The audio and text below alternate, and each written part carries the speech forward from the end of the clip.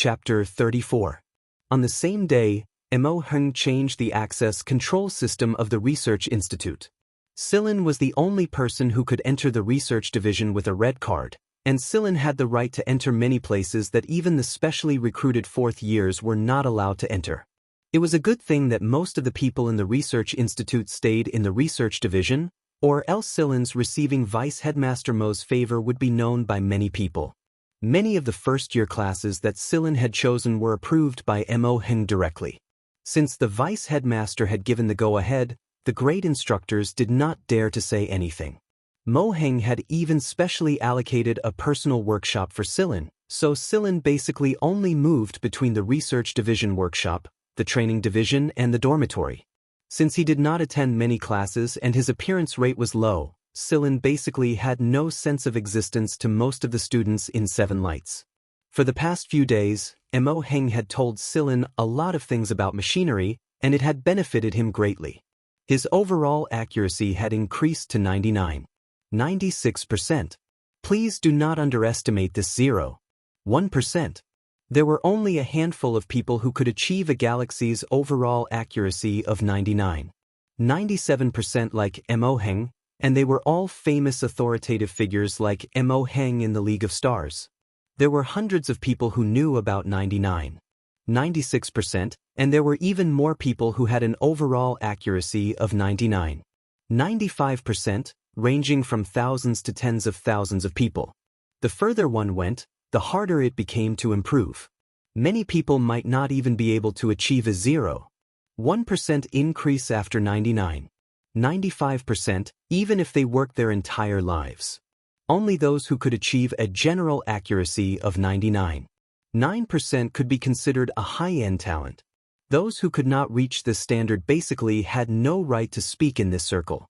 The instructors in Seven Lights machinery field were all above 99%, and the grade instructors would achieve 96%. Therefore, Mo Hung was quite proud of Silin's improvement. He was proud of his wise decision to pull Silin over from the hands of those trashed instructors, and he was even more proud of the fact that he finally had an excellent disciple. If those instructors knew that they were trash in Vice Headmaster Mo's heart, who knew if they would vomit blood in anger? There was one time when Silin went to look for Mo Hung, and Mo Hung was communicating with God knows who. He was so proud of himself that he was just short of cocking his tail. Mo Hung was very proud of his disciple, so he showed it by pinching Silin's face more and more often. Silin felt that his face was starting to grow fat. On this day, Silin was assembling the parts that Mo Hung had given him in the workshop. Mo Hung had gone on a business trip. The so-called business trip was to leave Planet 7 Luminaries, but no one knew where he went. However, before Mo Hung left, when he assigned a task to Silin, his face was glowing as if he was looking forward to something. The way he looked at Silin also became more and more kind, making Silin's hair stand on end. After interacting with Mo Hung for a long time, Silin also knew that when this minister showed this kind of smile, he was definitely thinking of some rotten idea in his heart. In fact, Mo Hung was visiting an old friend and showing off in passing. Silin's hand speed was very fast. There was a computer at the side that recorded the entire process and calculated the overall accuracy. Every time he assembled a complete machine, Silin had to write an assembly report and write down some of his ideas. This was something that Mo Hung had especially emphasized, and it was something that every person in the research division had to do. The people of the research division could not just blindly follow what others said. They had to have their own ideas. This was something that Mo Hung had said when he was the minister. Silin felt that he could increase his speed even further while maintaining his accuracy. Time was life. It was a very simple saying that even children would grow calluses from hearing it. However, as hunters roaming the galaxy, they all had a very high level of awareness. Whether it was man-made or other accidents, if some important part of a warship malfunctioned and was not repaired, the hidden threat of everyone on the warship dying in less than a 10,000th of a second would constantly increase. This was not to say that Silin was very noble. Only those with ability would be quickly accepted by hunter regiments and be able to go further in the universe. For the Vanguard, and more so for himself, having this kind of awareness would give him a better chance of survival. After Silin was done equipping the machine, he looked at the data on the recorder and picked up the report book to summarize. He wrote down his thoughts and experiences on it. It was at this moment the doorbell rang. Judging from the rhythm of the bell ringing, Celine had already guessed who it was. After the door opened, a head poked in. Seeing that Silin was writing a report and not assembling the machine, a pair of bright eyes immediately curved into a smile. "Good thing you didn't assemble the machine. I was afraid that I would disturb your work at this time." A beautiful girl with a naive smile walked in. It was the girl who had commented on Silin and the others with Fu Luo on the teaching building. "You came at the right time. I just finished assembling," said Silin. This girl was also one of the research division's specially recruited students from the Design Institute. Her name was Ling Long, 16 years old, and she was also a first-year student. She seemed to have some background, but many people did not know what her background was. They only knew that many of the great instructors in the research division treated her well. After Silin came to the research division, he ran into Ling Long by chance and was dragged away by her to ask about the battle between Silin and Knight in the training room that day. Since then, Ling Long would come to Silin whenever she was free. She said that the other people in the research division were boring, but she got along quite well with Silin. At the time, Ling Long said this in the research division's cafeteria. Moreover, she did not lower her voice, so a bunch of people around them heard it and looked at Silin with strange and ambiguous gazes. One was a famous elven beauty in the research division, and the other was the Chief Mo Heng's favorite student. They were a perfect match. Silin only brushed off the ambiguous gazes with a smile. He knew very well that Ling Long might look very innocent, but she actually hid her true self very well. She was definitely not as naive as she appeared on the surface. Moreover, on the first day Silin and Ling Long ate together in the cafeteria, Mo Heng told him to keep his distance from Ling Long if possible. Silin could also see that Mo Heng's attitude towards Ling Long was warm but distant. As for the reason, Mo Heng did not want to explain, and Silin would not ask. Ling Long touched the machine that Silin had just assembled. While curious about the machine that Silin had assembled, she said, "Silin, someone's treating us to a meal at the institute. It's a big shot. He just had a son and is preparing a big meal to celebrate. Everyone in the institute can bring their friends. How about it? Do you want to go? Are you asking me to go and get free food?" Silin was still writing the report in his hand. He smiled. Ling Long looked at Silin and blinked. "It's not the first time anyway. Last time, someone from the Communications Institute treated us to a meal. Didn't we go and get free food too? Let's go." As she spoke, Ling Long elbowed Silin. Silin was about to speak when his communicator suddenly rang. "I'm sorry. Excuse me for a moment." Silin walked to a rest cubicle in the workshop. The people outside would not be able to hear their conversation here. The caller was Knight. Normally, Knight would not call during Silin's working hours, but after seeing the IIT symbol on the display, Silin immediately avoided Ling Long and answered the call indirectly. It meant urgent. "What is it?" Silin said. "Silin, there's something to do." On the display, Knight looked very excited. After holding back for so long, he could finally go all out. "Tell me." Silin knew that a mission that could cause such a huge reaction from Knight must not be simple. Knight straightened his face and asked, "Do you know about Seven Lights Asteroid Experimental Base?" "I do. There were a few asteroids not far away from Planet Seven Lights, and on them were the experimental bases built by Seven Lights. Each asteroid corresponded to an experimental base, and it was clear just how big Seven Lights' investment was. It was because some experiments were too dangerous to be carried out on Seven Lights, such as large-scale communication interference, high-risk biochemical virus experiments, large-scale radiological weapons research, and so on. That was why an extraterrestrial experimental base was built. Right now, C.I. Jincheng was doing his research on one of the asteroids where a communication base was built. Something happened to the biochemical virus base. Uncle Hu did not explain the specifics. This is Seven Lights' top secret. This time, the people from the security team and the training division who were sent over from the military have joined the operation team. At first, Uncle Hua did not plan to allow students to participate, but after some students applied multiple times, he only allowed those with excellent results to join. The rest are off the table. There were only 4 grades in the military field, and there were no grades 5, 6, or 7. If one's results were good during the 4 years, they would be recommended into the military. Normally speaking, there were very few people like this. Come to think of it, there are 2 people from the 2nd grade, and 3 people from the 3rd and 4th grade respectively. Originally, none of us 1st graders were allowed to participate, and I couldn't change Uncle Hua's mind even after blocking him at his door for an entire day. It was only after I contacted my grandfather that he added my name into the operation team. As for that Pride kid, he can't do it. His family doesn't allow him to go.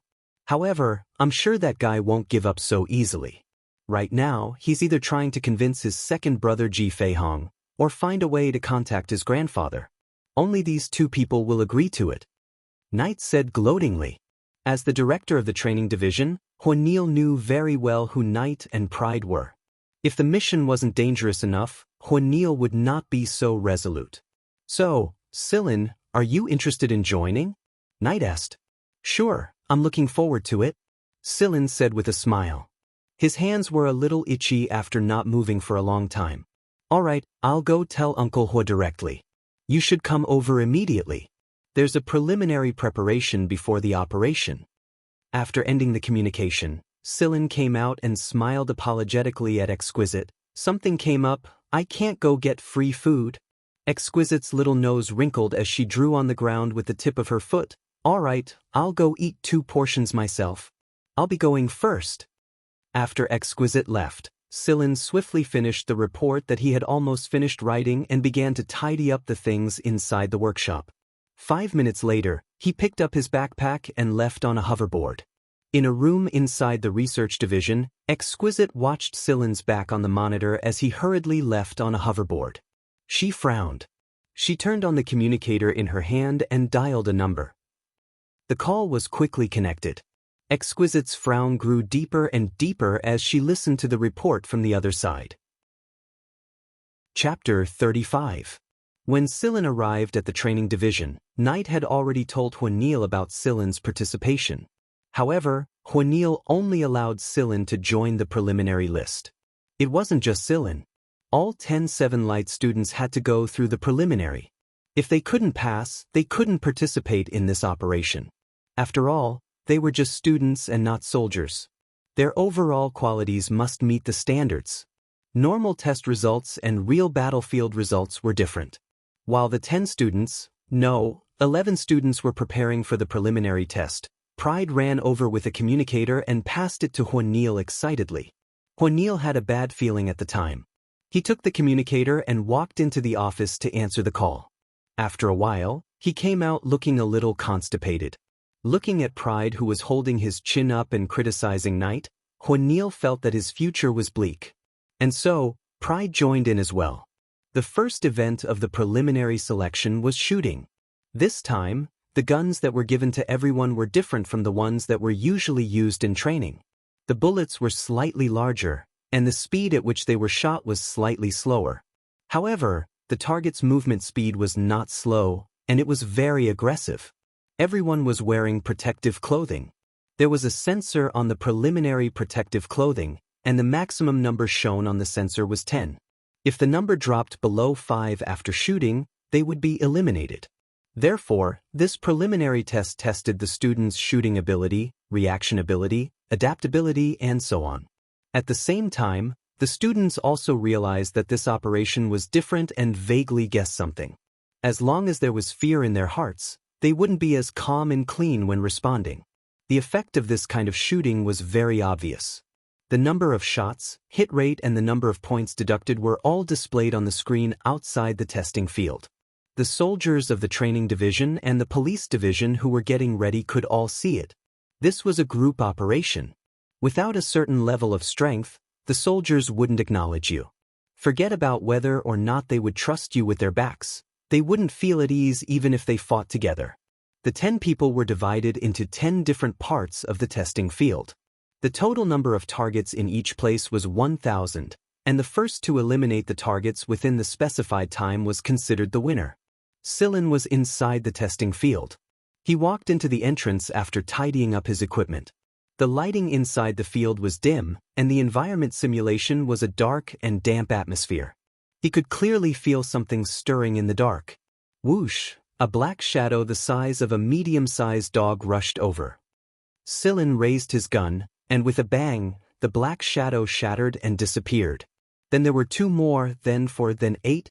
After getting used to the speed of the bullets and the recoil of the guns, even though there were more and more targets, things were still going smoothly.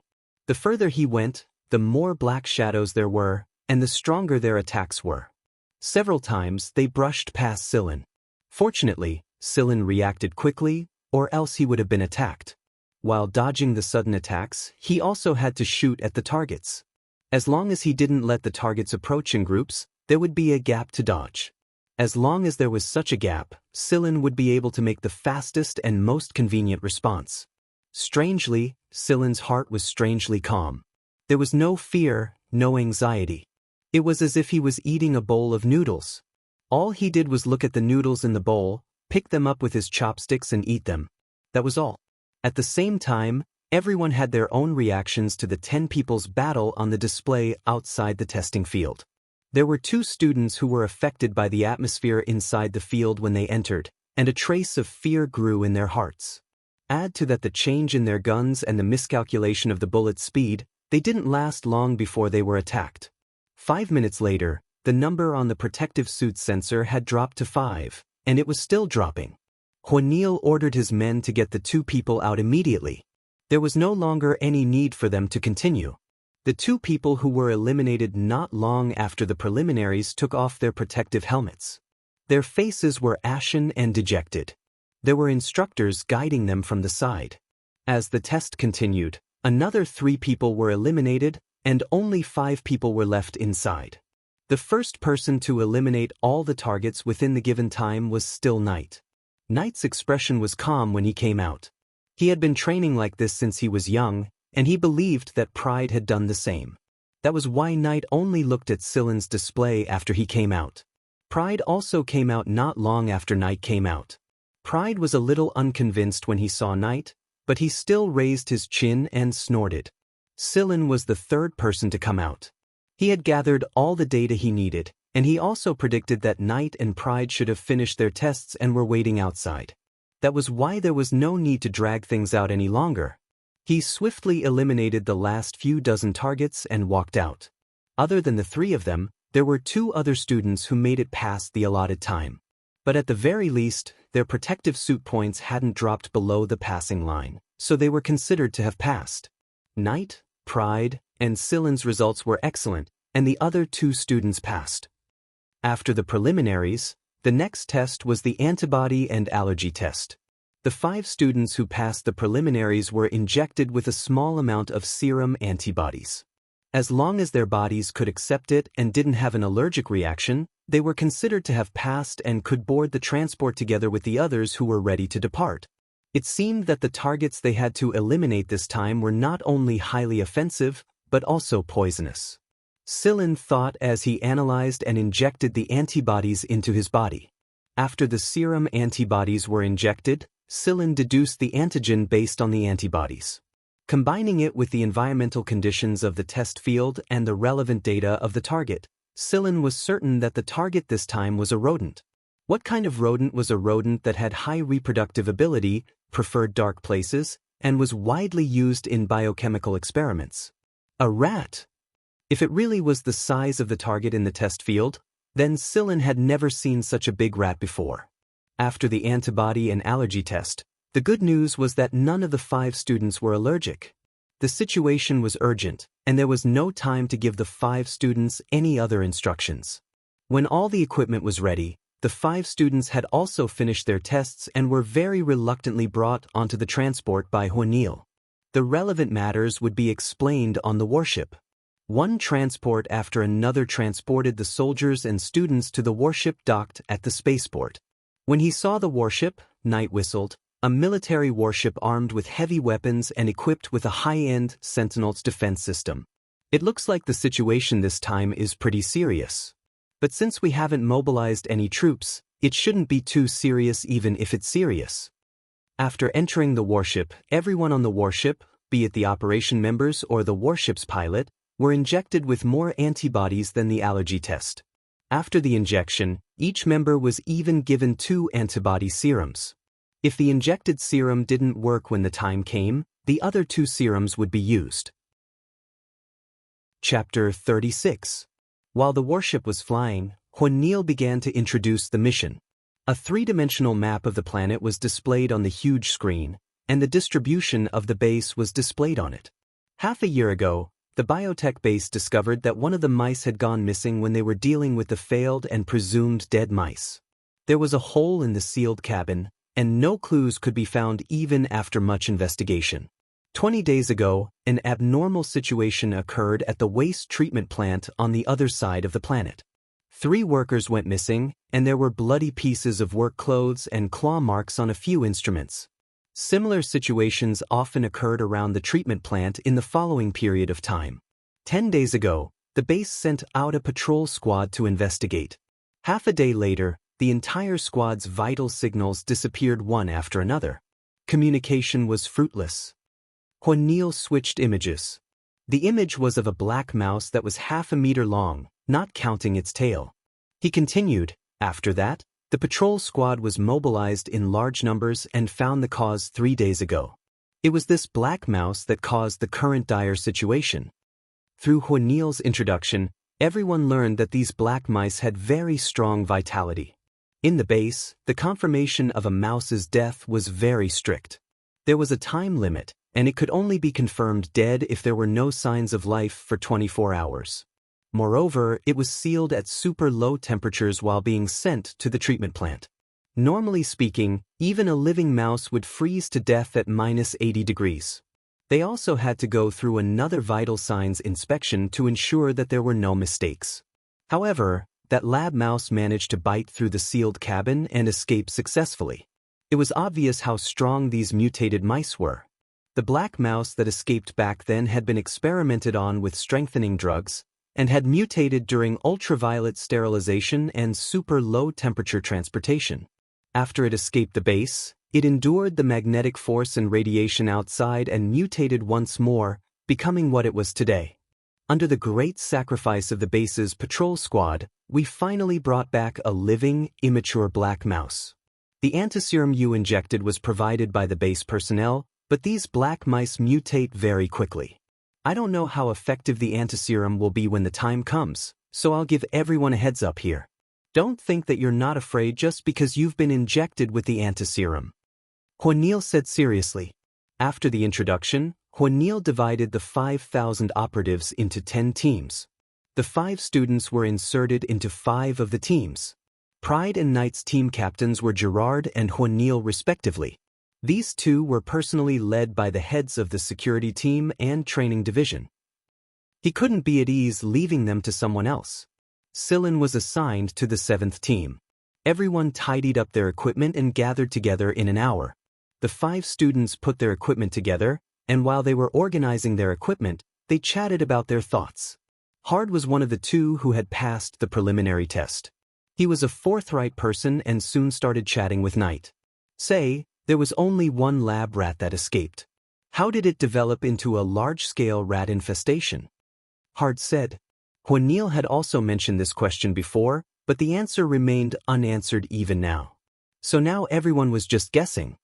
He went out to look for a female rat. Serd, the last of the 5, said. Serd might not be as forthright and straightforward as Hard, but he was still a straightforward person. He was Hard's childhood friend, and his father served in the military of one of the 10 trade sectors. Bullshit, there are no living things outside the base. The magnetic field effect is strong, and there's also radiation. Even if there are creatures, they would have been cleaned up during the construction of the base. Knight said as he put on his combat uniform. In that case, our target is very difficult to deal with. Serd sighed. Don't go if you're afraid of death. Pride said with disdain. Serd didn't mind either. After being in the training division for so long, everyone knew this little young master's temper. What do you think, Sillin? Knight asked. Sillin adjusted the tools in the backpack at his waist. The magnetic field on many asteroids was unstable, and subspace containers were unusable.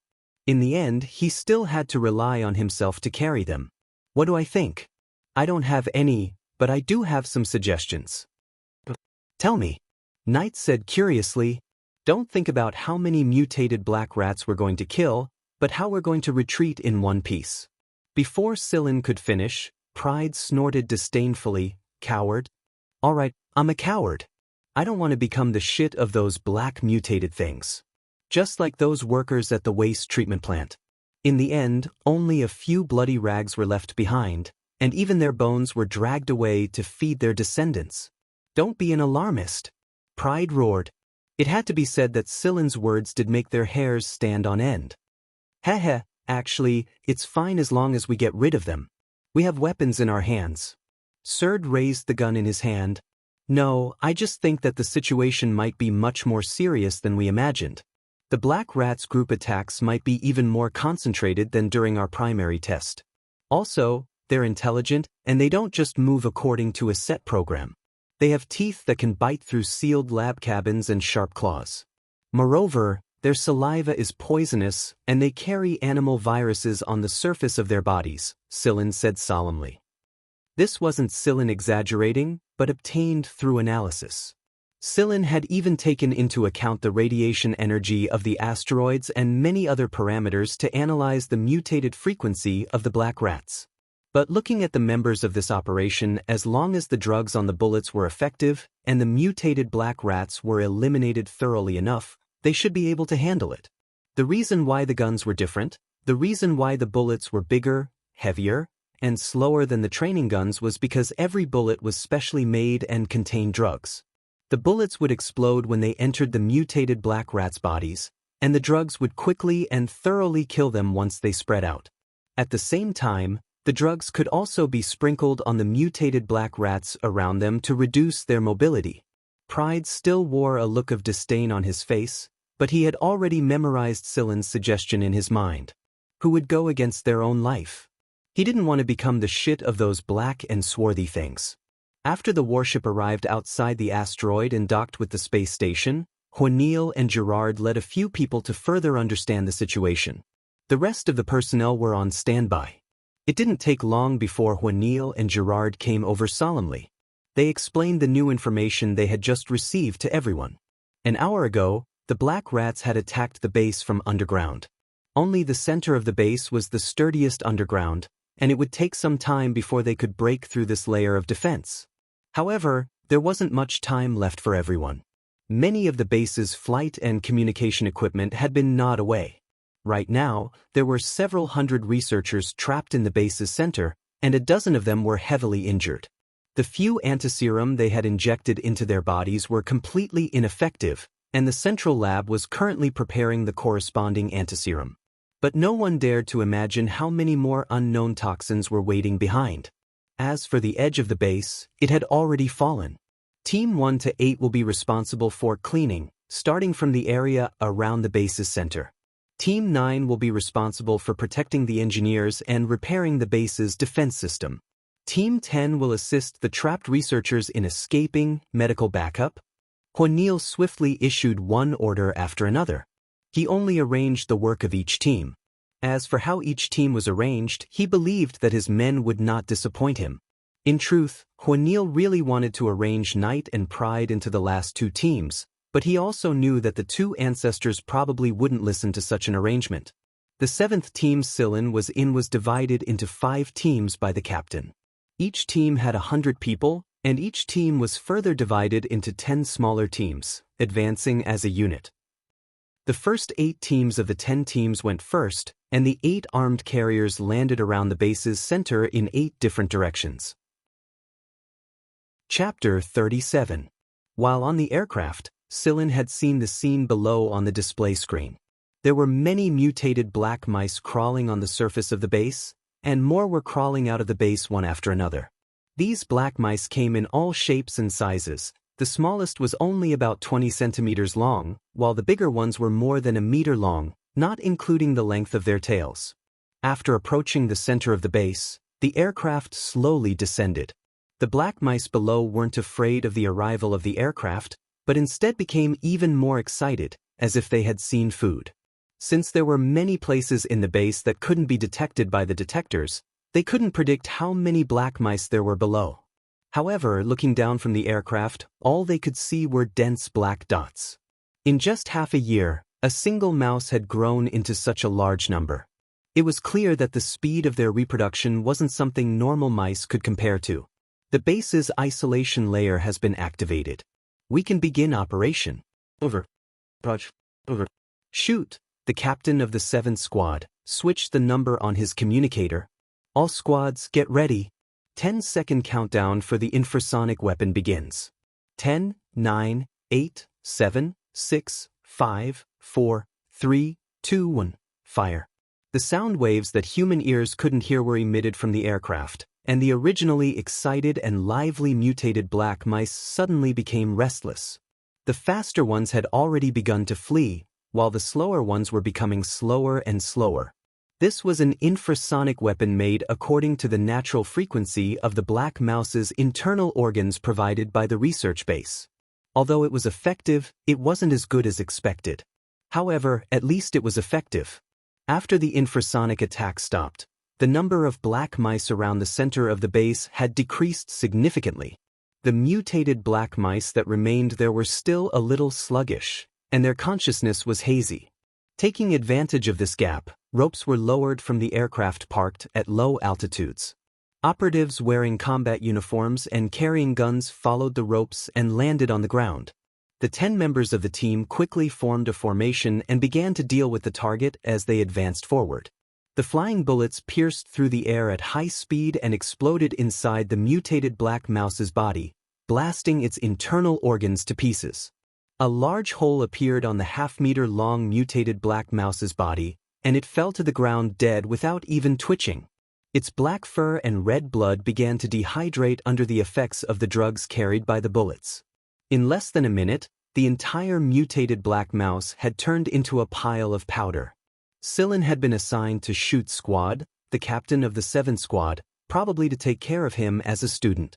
However, a warrior was not a babysitter. Shoot did not expect Sillin to achieve anything, but at least he had to have the ability to protect himself. In the 10-man formation, Sillin was in a relatively safe position. He was the backup support, but it didn't take long for the others to realize that this teenage student was definitely a ruthless one. Sillin's firing speed was very fast. By the time the others had fired their first 2 shots, Sillin had already fired his 3rd shot. Moreover, he had fired all 3 shots consecutively, and all of them had hit their targets. Most importantly, the black mice that he had killed were all relatively large and fast mutated black mice. This was enough to raise eyebrows. In the time it took for a squad member to reload, Sillin had practically taken over all the firepower support and support from the other squad members. The squad members didn't even notice when Sillin had reloaded. They only heard the continuous gunshots. With this kind of firing speed, not to mention the endurance of the body, they didn't even have the time to aim, right? Since a student could perform as well as a warrior, Sillin was quickly accepted by the squad. The others also began to relax and focus on their own attacks. With their comrades behind them and this very capable kid, they didn't have to worry about anything. At the space station outside the asteroid, a man wearing a military uniform with a lieutenant general epaulet stood in the command room and watched the cleanup of the base displayed on the screen. He was sent here by Marshal Fiegler, and he had even received a communication from a certain political figure in the League of Stars before he departed.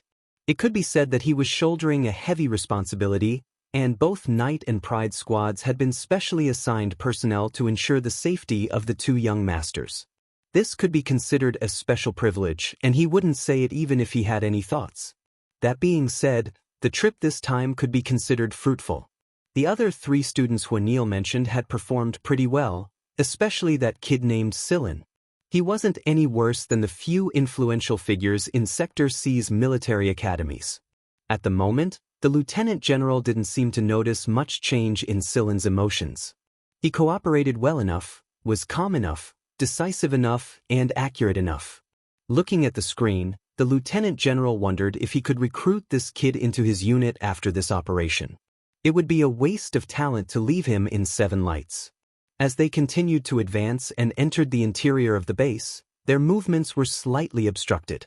The cables were damaged, the generators were nowhere to be found, the energy system was malfunctioning, the energy box was unusable, and the places without windows were pitch black. Moreover, there were many places in the base's internal laboratories that were resistant to infrared and X-ray detection. In order to ensure that every laboratory was cleaned up, the operatives would throw powerful grenades, rodent-repellent bombs, and other things into the laboratories to force the black mice out, and every single one of them would jump out. As the cleanup progressed, the black mice seemed to have sensed the threat from the base and escaped. This was just what everyone wanted. If they could drive these mutated black mice out of the base and into the open space outside the base, then the armed spaceplanes in the air could use their high-energy weapons to clean them up on a large scale. This was because the base they had built with great difficulty must not be destroyed by high-energy weapons unless it was absolutely necessary. Occasionally, a few caves could be seen inside the base. Those mutated black mice were attacking the base from underground. A lot of robots had been sent to scout the area and spray chemicals at the same time to force the mutated black mice out of the ground. After this battle, they believed that the underground construction of the base would advance one step further. After a period of time, the number of black mice inside the base had decreased by a lot. Everywhere the operation squad passed by was covered in gray powder. That was the mutated black mice that had been killed by bullets and turned into powder by the drugs. Silin's senses were very strong. He could sense the 3 mutated black mice behind the experiment table even without looking. The moment they popped their heads out, the bullets that came flying at them would blow off their heads directly. Perhaps it would be difficult for other operatives to see in such a dark environment, but not Silin.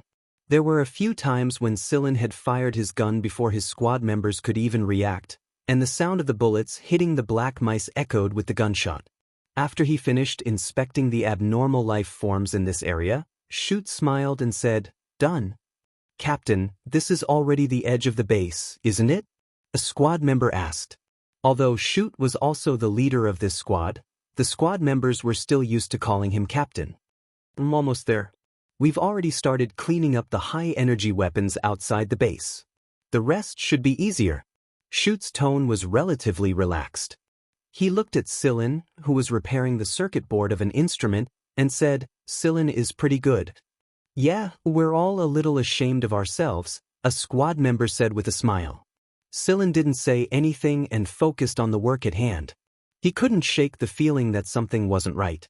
According to his predictions, those black mice shouldn't just be like this. Chapter 38.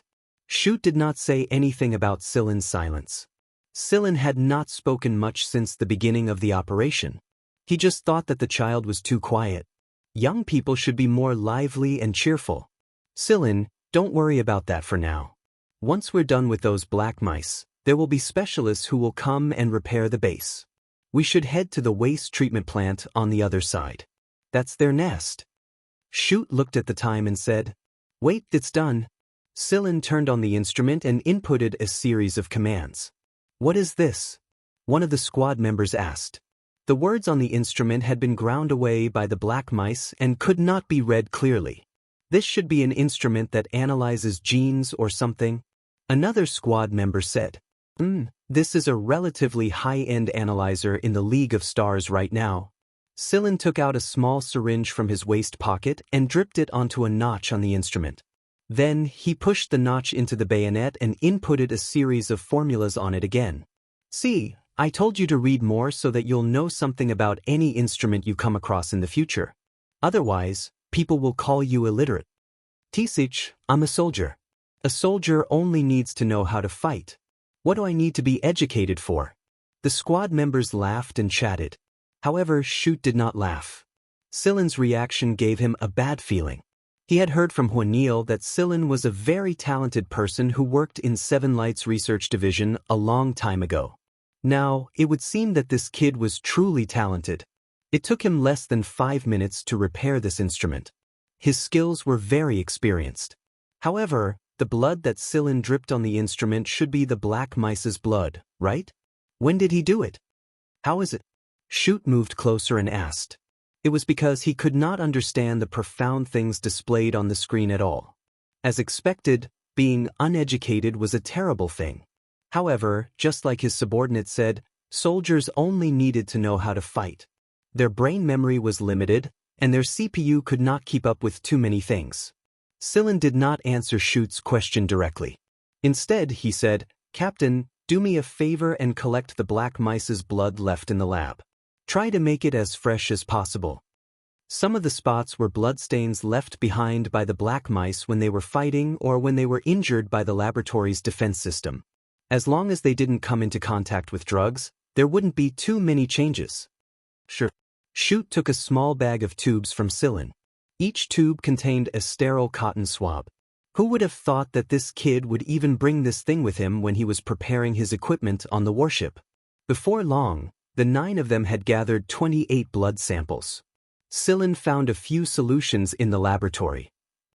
After processing them, he put all 28 of them together and analyzed them at the same time. Looking at the series of data displayed on the screen, he sighed. "Wait for me. I'll go collect another sample. Hopefully I can find it." "Hey, what's that kid doing?" a team member complained. "I have a bad feeling about this," another person muttered. Sillin looked at a cave entrance, took a few photos, and then jumped into the cave. "Hey you!"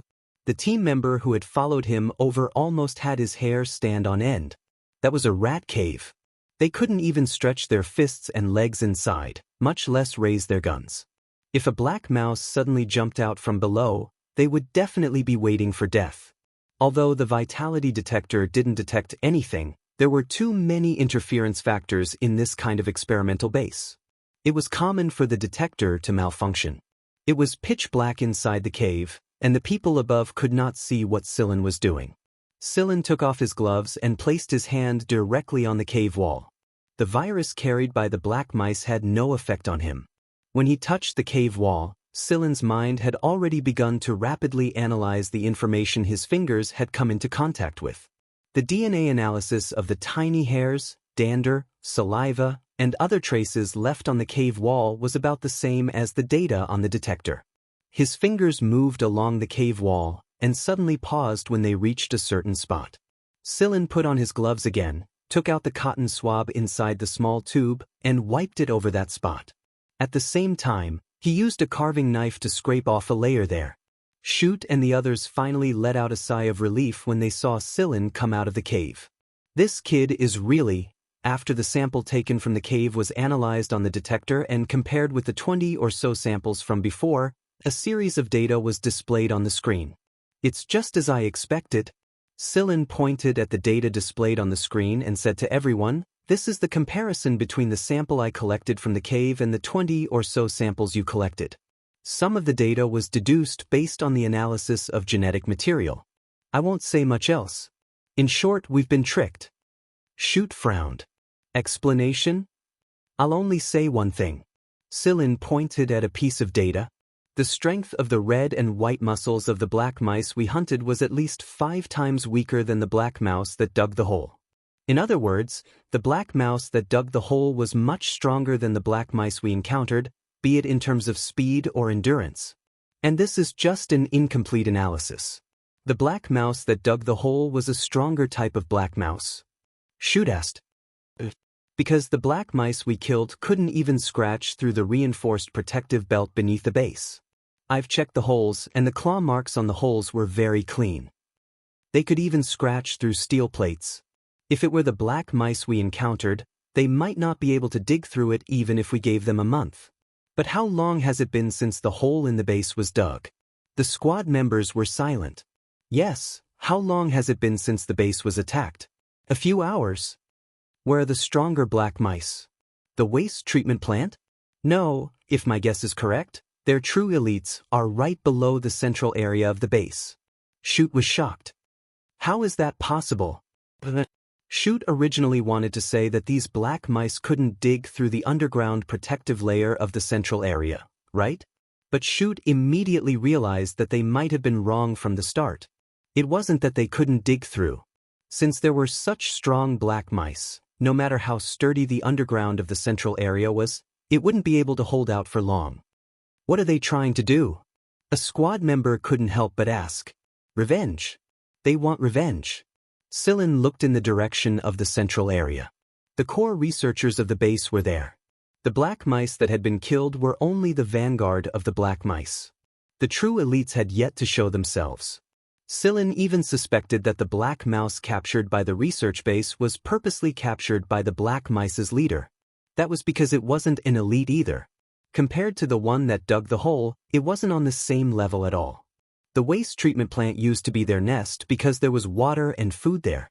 But now, that place was nothing more than a cover for the operation team to continue wasting ammunition and time. They were very good at making a feint in the east and attacking in the west. In this world, there were far more intelligent races than people could imagine. Why didn't you say anything if you'd expected it? A squad member said angrily. Say?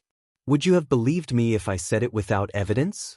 With Sillin's status as a student, neither the military personnel nor the researchers of the base would believe him.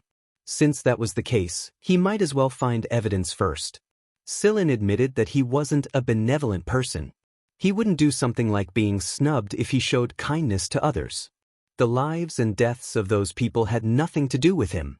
If Emo Heng knew what Sillin was thinking, he would probably be so angry that he'd give him a good beating. Chapter 39. After listening to Sillin's words, Shoot dialed the communicator and said a few words before passing it to Sillin. You can talk to Boss Hua. Sillin took the communicator and explained the current situation to Huanil. He also sent over a series of data analyzed by the apparatus. The evidence was convincing enough. Keep all the blood and other samples you've collected. I'll send someone over to collect them. I'll have the other teams collect more samples as well. Huanil also realized the severity of the situation after listening to Sillin's report and told Sillin some things that needed attention. Alright, I got it. We'll pay attention. Sillin suddenly paused while talking to Huanil. He swiftly turned around, raised his gun, and fired 2 consecutive shots. There was no hesitation or time to aim at all. Everything was done in one go. Bang, bang. On the other side, Shoot was still talking to his squad members. He had already realized the danger when Sillin raised his gun, but before he could react, Sillin's 2 bullets had flown over. The bullets swept past the tip of Shoot's hair beside his ear. He could still feel the heat from the bomb flying past his face, as well as the burning smell of his hair left in the air by the bullet flying at high speed. It was a black mouse about 2 meters long, excluding its tail. When the first shot hit it, the bullet had only exploded in a small area on its body, and the drugs hadn't quickly permeated its entire body. Therefore, if the second bullet hadn't come right after, it still had the strength to rip Shoot's back in half with a single swipe of its claws. The black mouse that had taken 2 bullets fell to the ground and twitched. Its blade-like claws left a few deep claw marks on the ground. It was obvious that they were much more resistant to the drugs in the bullets than the black mice before them. Before the blood had completely turned to powder, Sillin quickly took out a syringe and sucked a bit of the blood on the ground. He put it into a small tube filled with neutralizer and anticoagulant. Under everyone's shocked gazes, he even dug out a piece of the big black mouse's flesh and soaked it in the bag filled with neutralizer. The squad members felt a chill run down their backs. They didn't know if it was because of the black mice or Sillin. Didn't this kid know how to do something that made people feel at ease? The black mouse was still twitching and hadn't stopped breathing, but this brat ran over to take its blood and dig out its flesh. Wasn't he afraid that the black mouse would strike again before it died? The black mouse's eyes, which were so red that they seemed to be filled with blood, gradually dimmed and turned black. Finally, it stopped breathing and slowly turned into powder. However, the sharp claws were still intact. "Thank you," Shoot said after coming back to his senses. Although he had been talking to his team members, he was still on guard. No one had noticed the big black mouse's approach, and he himself only realized the danger when Sillin raised his gun. Although Shoot's back was facing the black mouse, he could still sense that the black mouse was charging at him. It was several times faster than the black mice in front of it, and it was also silent. By the time you noticed it, it was already too late.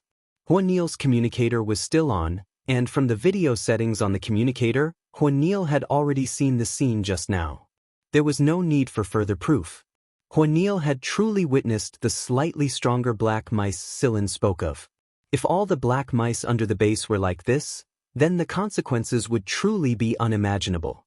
If it wasn't for Sillin's reminder, the hidden black mouse elites would have taken the opportunity to kill off the research center and the last two teams who went to rescue them while all of their personnel were encircling the mouse nest at the waste treatment plant. He picked up the undamaged black mouse's claw and slashed it across the lab table beside him. The hardened surface of the claw was easily cut open. "Holy shit, this thing is so powerful!" a team member exclaimed in surprise. This had completely exceeded their predictions. This big black mouse is probably here to patrol and see if the other teams have left. After all, the other teams should have left the base and were preparing to head to the waste treatment plant by now, but we're still here. Sillin voiced his speculation. Moreover, the fact that this black mouse could come over safely meant that it wasn't afraid of the rat poison sprayed in the underground tunnel at all. "I've already ordered 6 teams to return. I'll leave 2 teams and the weaponized spaceplane there. If they can't handle it, I'll just have the weaponized spaceplane flatten that area with its high-energy cannons." Right now, Huanil didn't have the heart to care about the waste treatment plant anymore. The moment he thought of Sillin's words, he became restless. On the other side, Huanil urgently stopped the 10th squad who was preparing to open the protective shield at the center of the base. At the same time, the engineers who were repairing power supplies and other important equipment under the 9th Squad's protection were hastily brought back to the spaceplane. The base was too dangerous.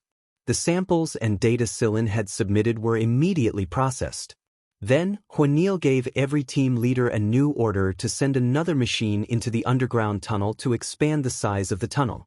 Otherwise, the soldiers wouldn't even be able to move after they went down, and would only become food. But strangely, the deeper they went, the bigger the hole became. There was no need for machines to expand the hole at all.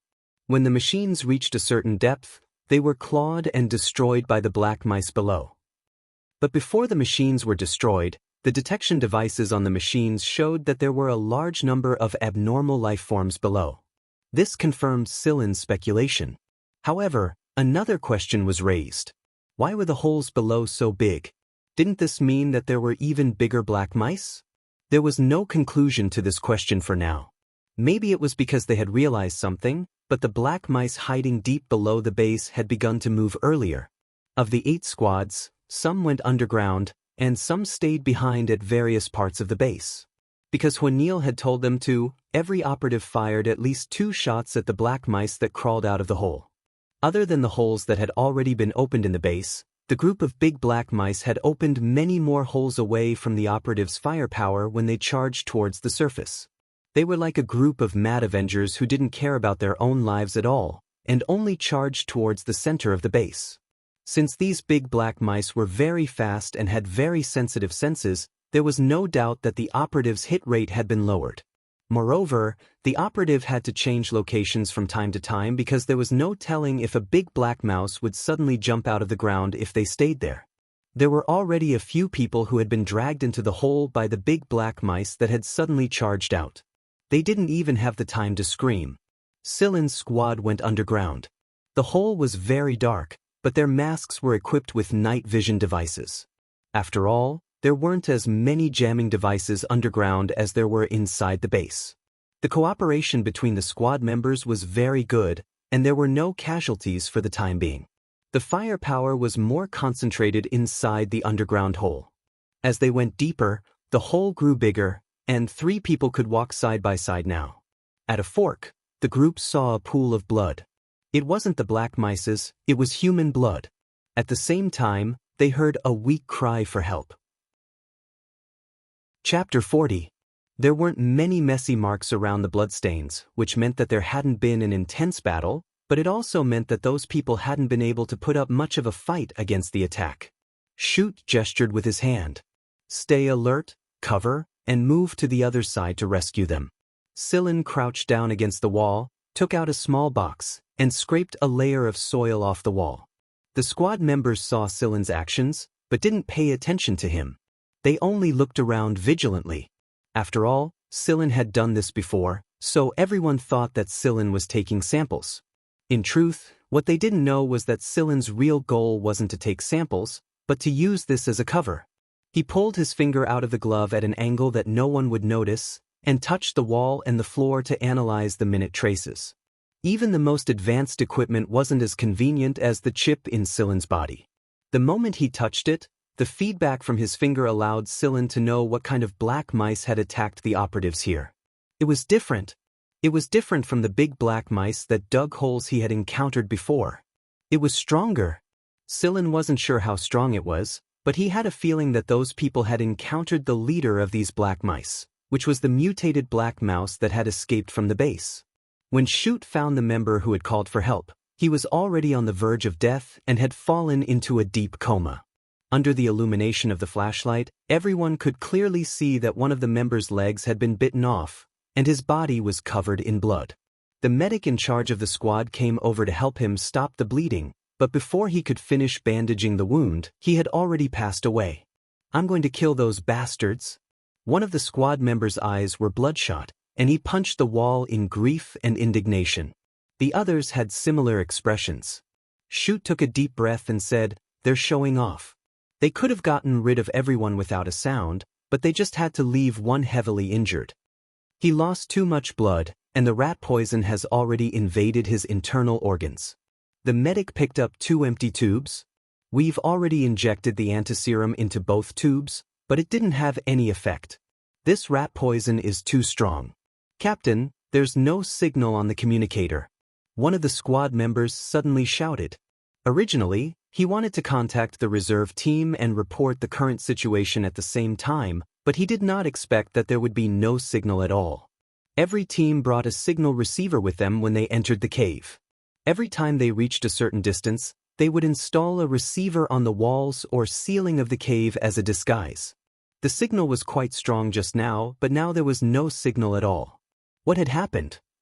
Sillin thought to himself. Their intelligence, no, it should be said that their intelligence far exceeded people's expectations. If every team had done their job properly, and the signal receiver had been installed and concealed, but there was still no signal, then either the receiver had broken down on its own, or the black rat leader had dismantled the receiver. The former was unlikely, but the latter was very likely. It sounded incredible. Even if Sillin said it, not many people would believe it. How could a disguised signal receiver be removed? And to tear them all down so thoroughly? Was this a rat or a human? Sillin had never underestimated the black rat leader from the start.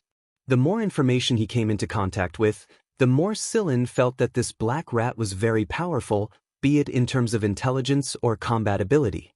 Moreover, Sillin was gradually finding the frequency of that sound. Shoot thought for a moment, then took out his soundwave detector and pressed it. The reason why he had not used it earlier was because there was a high chance that the black rats would know their location when they used the soundwave detector. But now, Shoot couldn't care less. He kept feeling that something was wrong. Looking at the image displayed on the detector, Shoot's expression changed abruptly. "Get out of here quickly." They had only taken a few steps when the walls and ceiling of the cave were drilled through, and the black rats rushed over one by one. These black rats had appeared in a very coincidental position, separating Sillin and another squad member from the other 8 people in the same squad. Due to the increasing number of black rats, even if Shoot wanted to rescue them, there was nothing he could do. The distance between the two parties was pushed further and further by the black rats. Gunshots rang out incessantly, but these large black rats were not as easy to deal with as the small black rats from before. They were very oppressive. Sillin and the other squad member quickly retreated to the other side of the cave, their guns never stopping. But fortunately, the number of black rats that had appeared was not too high. Sillin and the other squad member fought for more than 10 minutes, and no more black rats came after them. The 2 of them stayed in another cave. They had lost contact with the other 8 people in their squad, and they did not run into any members of the other squads either. Only the sound of their breathing could be heard in the quiet cave. "Looks like we're safe for now." The man smiled. "Yeah." Sillin smiled as well. An arrow of blood shot out from the side of the man's neck. The man's eyes were filled with disbelief. He really did not expect Sillin to act so quickly. How could a normal person be on guard against a teammate in a situation like this? When the man said "we're safe for now," a normal person would let out a temporary sigh of relief and relax their tension, much less when their teammate was right beside them. However, the man's carotid artery was cut by Sillin just as he took out his knife.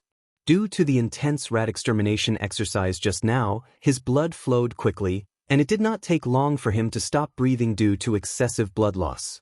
Sillin played with the rat claw in his hand and looked at the man on the ground. He let out a few almost inaudible sounds from his mouth. This was the first time Sillin had used it after decoding the black rat leader's voice frequency.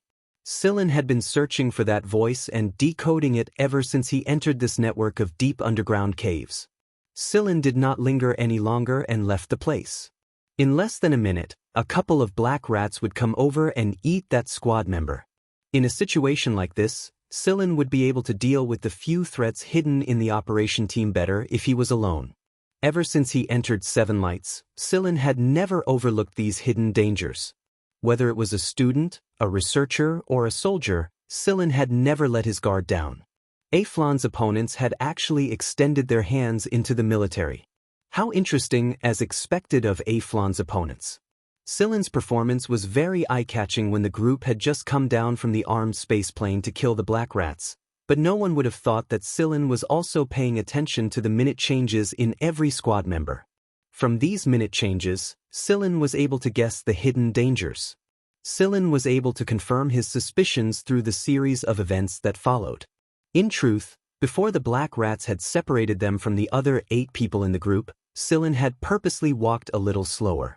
That person was obviously looking for an opportunity to kill Sillin as well. The duo were at the back of the group, and Sillin had calculated where the black rats would appear. Sillin's speed and the distance between him and the 8 people in front of him were all within his calculations. It might seem like a coincidence that the black rats had separated them from the other 8 people, but it was all within Sillin's calculations. Sillin did not need a sound wave detector to detect the sound waves coming from the cave walls. A normal person would not be able to sense it at all. Sillin was like a multifunctional precision instrument that was analyzing the information around him at all times. He knew that the black rat's arrival was not a coincidence, but the result of the black rat leader's command. Like a human-shaped detector, Sillin knew everything that was going on around him like the back of his hand. How many people in the group had just passed through which cave, how many black rats were at which cave entrance nearby, and so on. He knew all of this, which allowed Sillin to avoid a lot of trouble. Looking at the buckle of his backpack, the corner of Sillin's mouth curled up slightly.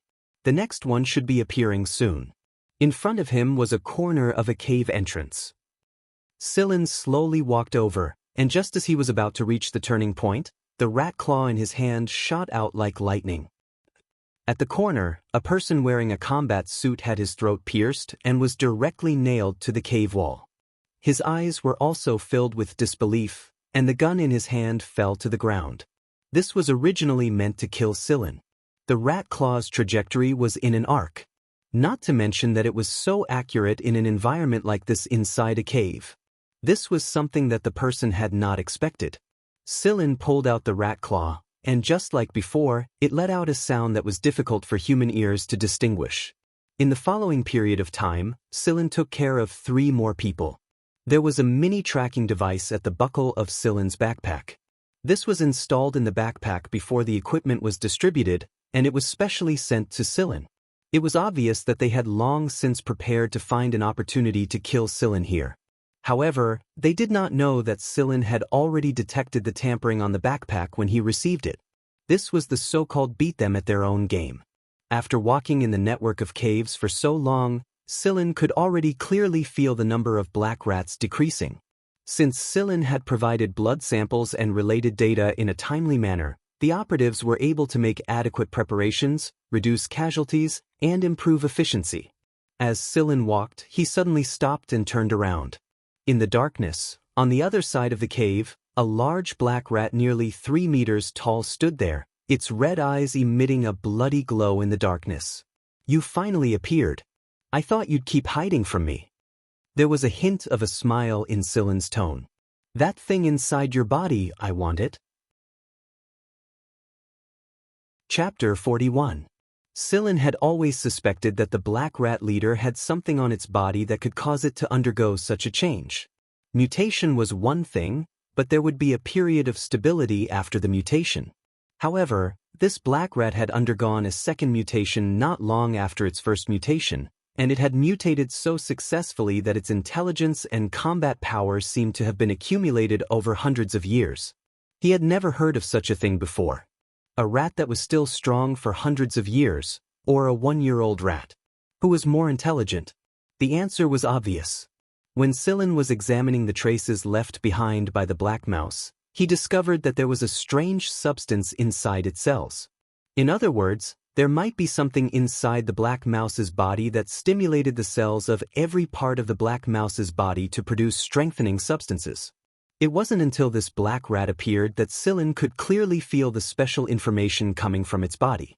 That information made the chip in Silin's body very excited, as if it had found its own kind. The huge black rat leader had two pairs of incisors that looked like sides, and it let out a hissing sound that didn't sound like that of a rat. It had sensed Silin's presence before, but it didn't attack immediately. It felt that this human gave it a very special feeling, a faint sense of danger, but at the same time, there was a temptation like a delicious meal. Perhaps eating this human would be good for its evolution. After enduring for so long, it finally decided to make its move. The black rat disappeared from where it was, and the next moment, it appeared in front of Silin. Silin's reaction wasn't slow either. He had already put his gun and backpack aside, and he faced it with his bare hands. His solidified body collided with the black rat with a dull thud. The instant the black rat's claws swept past, Silin quickly bounced up and kicked the black rat's neck. Bang! The black rat's neck didn't break, but its head and upper body were knocked to the side by the force of the kick. The stone wall where it was hit caved in, and crushed rock fragments fell to the ground. The rock wall was like tofu under the black rat's claws, and the hole expanded under the black rat's continuous attacks, and stone fragments flew everywhere. After so many encounters, Silin already knew the location of that thing in the black rat's body. Whoosh! Two rat claws swung towards Heishu's blood-red eyes. Heishu closed his eyes and slightly tilted his head. The two rat claws that were thrown by Silin hit the corner of Heishu's eyes, but they didn't even leave a scratch on Heishu's skin. However, the rat's claw that was thrown out as a hidden weapon was only a cover. Silin's next target was its ear. The second black mouse closed its eyes. Silin swung his claws at the same time and aimed them at the left and right ears of the mouse. With such speed and strength, if it really shot into the ear, no matter how hard the earlobe was, the inner ear and nerves deep inside the ear canal would be damaged. The big black mouse also knew the consequences of being shot, so it closed its eyes and leaned to the side to avoid the first two mouse claws. At the same time, the black mouse raised its two front limbs and used its sharp claws to deflect the incoming hidden weapons. This was the moment. Silin jumped diagonally and flew under Heishu's front paws. His solidified arm pierced through its abdomen. At the same time, his arm sucked the thing out of Heishu's abdomen like a magnet. Then he quickly jumped away. The entire process happened in the blink of an eye. It was a white crystal ball the size of a fist. It was suffused with a dense white light in the darkness. Holding the white ball in his hand, Silin could clearly feel the enormous energy coming from it. However, now was not the time to study this white ball. Silin quickly retreated after obtaining the thing. Only an idiot would fight this big guy head-on. The wound on Heishu's abdomen caused by Silin's arm didn't bleed much. Instead, it immediately began to heal. However, the healing effect wasn't as good as when the white ball was around. The healing speed was slightly slower. Heishu went berserk after realizing that the white ball had been taken away for nothing. Its bloodshot eyes turned even redder as it roared angrily. Its two pairs of scythe-like incisors were suffused with extreme anger and killing intent. It didn't care about revenge. It didn't care about the lives of the other black mice. However, it couldn't lose this white ball. All of its reliance, all of its opportunities, all of it depended on this white ball. Shu chased after Sillin like a madman. With every step it took, its long and sharp claws would lift up a large chunk of the cave's stone stratum. Shu didn't even turn. It simply chose the shortest distance to pursue Sillin in a straight line. Its impatience was evident. Many parts of the cave had been destroyed. As Shu and Sillin ran, the path they took gradually began to collapse. The path Sillin had chosen didn't have any other operatives. Moreover, Shu had made a lot of noise, so the nearby operatives were on high alert. When they sensed that the cave was starting to become unstable, they quickly retreated to the surface. Sillin had long since formed a clear and complete network of caves in his mind.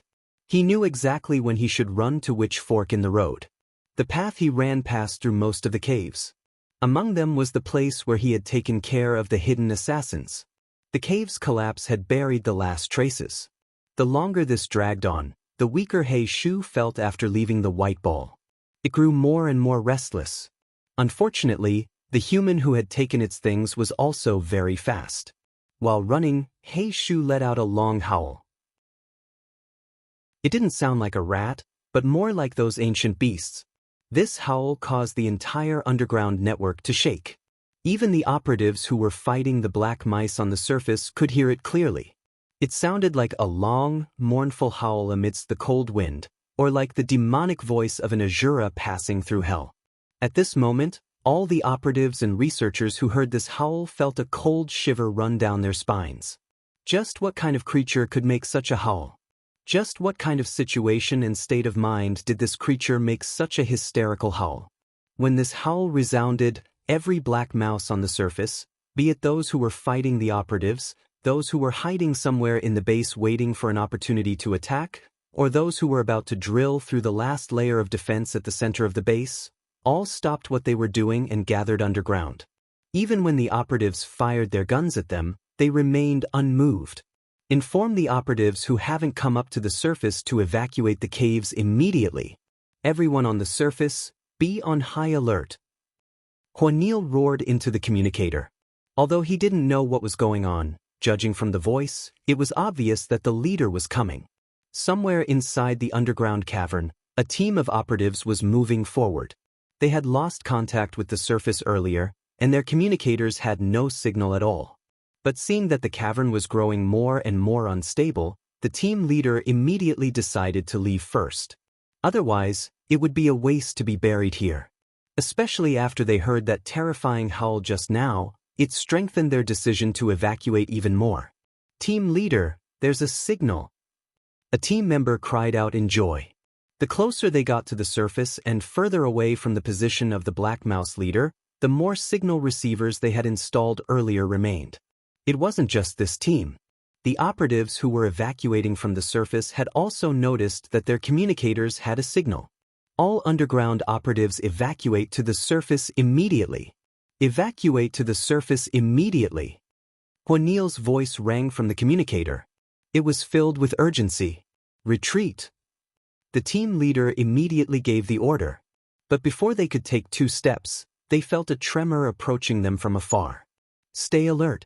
All the operatives raised their guns and got ready to fire. However, everyone knew that the number of black mice wasn't something the few of them could withstand with such a loud rumble. Retreat? It was useless. His cavern was very long, and retreating now would only waste their stamina and delay the collision. They hadn't encountered such a large number of black mice when they first entered the underground cavern. Now it looked like the black mice had gathered together and charged at them, and judging from the sound of their running, they didn't bother to conceal their movements at all. They weren't as stealthy as when they fought against them in the dark earlier. Surd was also a member of this team. Right now, he couldn't even be bothered to wipe the sweat off his forehead. He recalled everything he had experienced since he was young, his old dreams, and his ambitious arrival at Seven Lights. Did he regret it? He asked himself. He didn't know. He really didn't know. Right now there was nothing else in his mind except for the feeling he had when he saw the golden military emblem in his dad's study when he was young. Perhaps, from that moment on, he had an obsession in his heart. One day he would get one for himself, and the name written on it wouldn't be his dad's, but his, Surd's. The black mice were already close, and the squad members could already smell the disgusting stench in the air. For glory! For glory! The squad members followed the team leader's cry and tightened their grip on their guns. Chapter 42. The squad leader had reported the situation and the names of the squad members to Juanil the moment he noticed the abnormality. Because everyone knew that Juanil was powerless to save them even if he wanted to. At the same time, similar situations were happening in other places as well. However, Surd's squad was the first to encounter the black mice returning from the surface. Juanil listened to his squad members breathing and growing louder through the communicator with an unusually heavy heart. At this moment, these people were still alive, and they could still hear their breathing. What about the next moment? The squad members around Juanil were all red-eyed, but they couldn't do anything about it. They couldn't make it in time. Underground, the squad members could already see the black mice appearing at the other end of the tunnel through their night vision goggles. Before the squad leader could finish the word fire, a voice suddenly rang from the communicator. Squad members who encounter a large group of black mice returning from the surface, do not fire if you want to live. Move to the side and stick close to the cave wall. Be careful, do not fire. Sillin. It was Sillin. The black mice were getting closer and closer, but the squad leader hesitated. Listen to him. Do not fire, move to the side and stick close to the cave wall. On the surface, Knight snatched the communicator from Juanil's hand and roared. The squad leader gritted his teeth. Do it? When the squad members stood close to the cave wall, the black mice were already 3 meters in front of them. They had been this close to the black mice before, but that was with weapons in their hands, not like this. When the first black mouse passed in front of them, their hearts almost jumped into their throats. The front teeth, sharp claws, blood-red eyes, and the surging stench caused the squad members' scalps to go numb. They were even prepared to die. However, the black mouse seemed to not see them at all. It was still as fast as before and swept past them with a whoosh. Then another, and another, and another.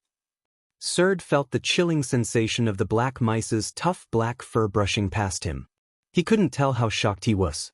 This was a black mouse, a real big black mouse, a mutated black mouse that 2 shots might not even be able to kill. They could still feel the murderous aura from their bodies, but holy shit, they passed just like that. They really passed just like that. He didn't even glance at them. This was definitely the strangest and most frightening thing they had ever experienced in their lives. Only Sillin knew that the meaning of the black mice's leader's howl was for all the black mice to stop what they were doing, ignore everything else, and surround Sillin with all their might. As long as they had that white ball, they would have a chance to make a comeback. On the other side of the communicator, on the ground, Juanil and the surrounding team members held their breaths as they listened to the sound of the black mice running past them. The image was on, and although the image on the other side could not be seen clearly in the darkness, the red eyes were still relatively obvious. Just looking at the communicator caused their adrenaline levels to increase and chills to run down their spines. One could imagine the feelings of those who had brushed past the black mice on the other side. After the black mice ran over, the sound of tremors also faded away. Knight heaved a sigh of relief. As expected, Sillin was no ordinary person. However, when he tried to contact Sillin again, he discovered that he couldn't reach him. With this group's example, the other groups who encountered the same situation also did the same. However, it was only when they really did it that they realized just how much courage it took.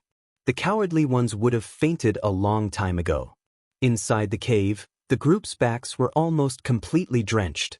They were still stuck to the wall, and their bodies were still stiff. They didn't even dare to breathe too loudly. When they came back to their senses, the group members felt a little strange amidst the joy of surviving a disaster. The impassioned and heroic atmosphere in front of them was instantly destroyed. It was like preparing to go to the toilet for a long time only to let out a fart, which made people not know whether to laugh or cry. How complicated their mood was, how complicated. Thank goodness that kid reminded them in time.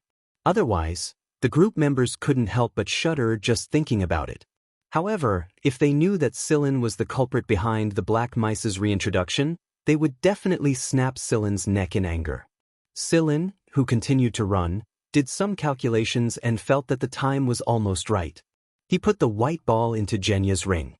It might be unstable for other subspace items, but Silin had tested it earlier and found that it was pretty stable, as expected of an item from the mysterious Fuji family of the upper tree. After putting the white ball into the ring, Silin sprayed some medicine he had prepared on his body to remove the ointment he had deliberately smeared on his body that was hard for humans to detect. As a hunter, Silin had done plenty of things like using scent to mislead his prey. Silin left the big black mouse some distance behind. If the big black mouse could speak, it would definitely say, "What the fuck, running away so fast?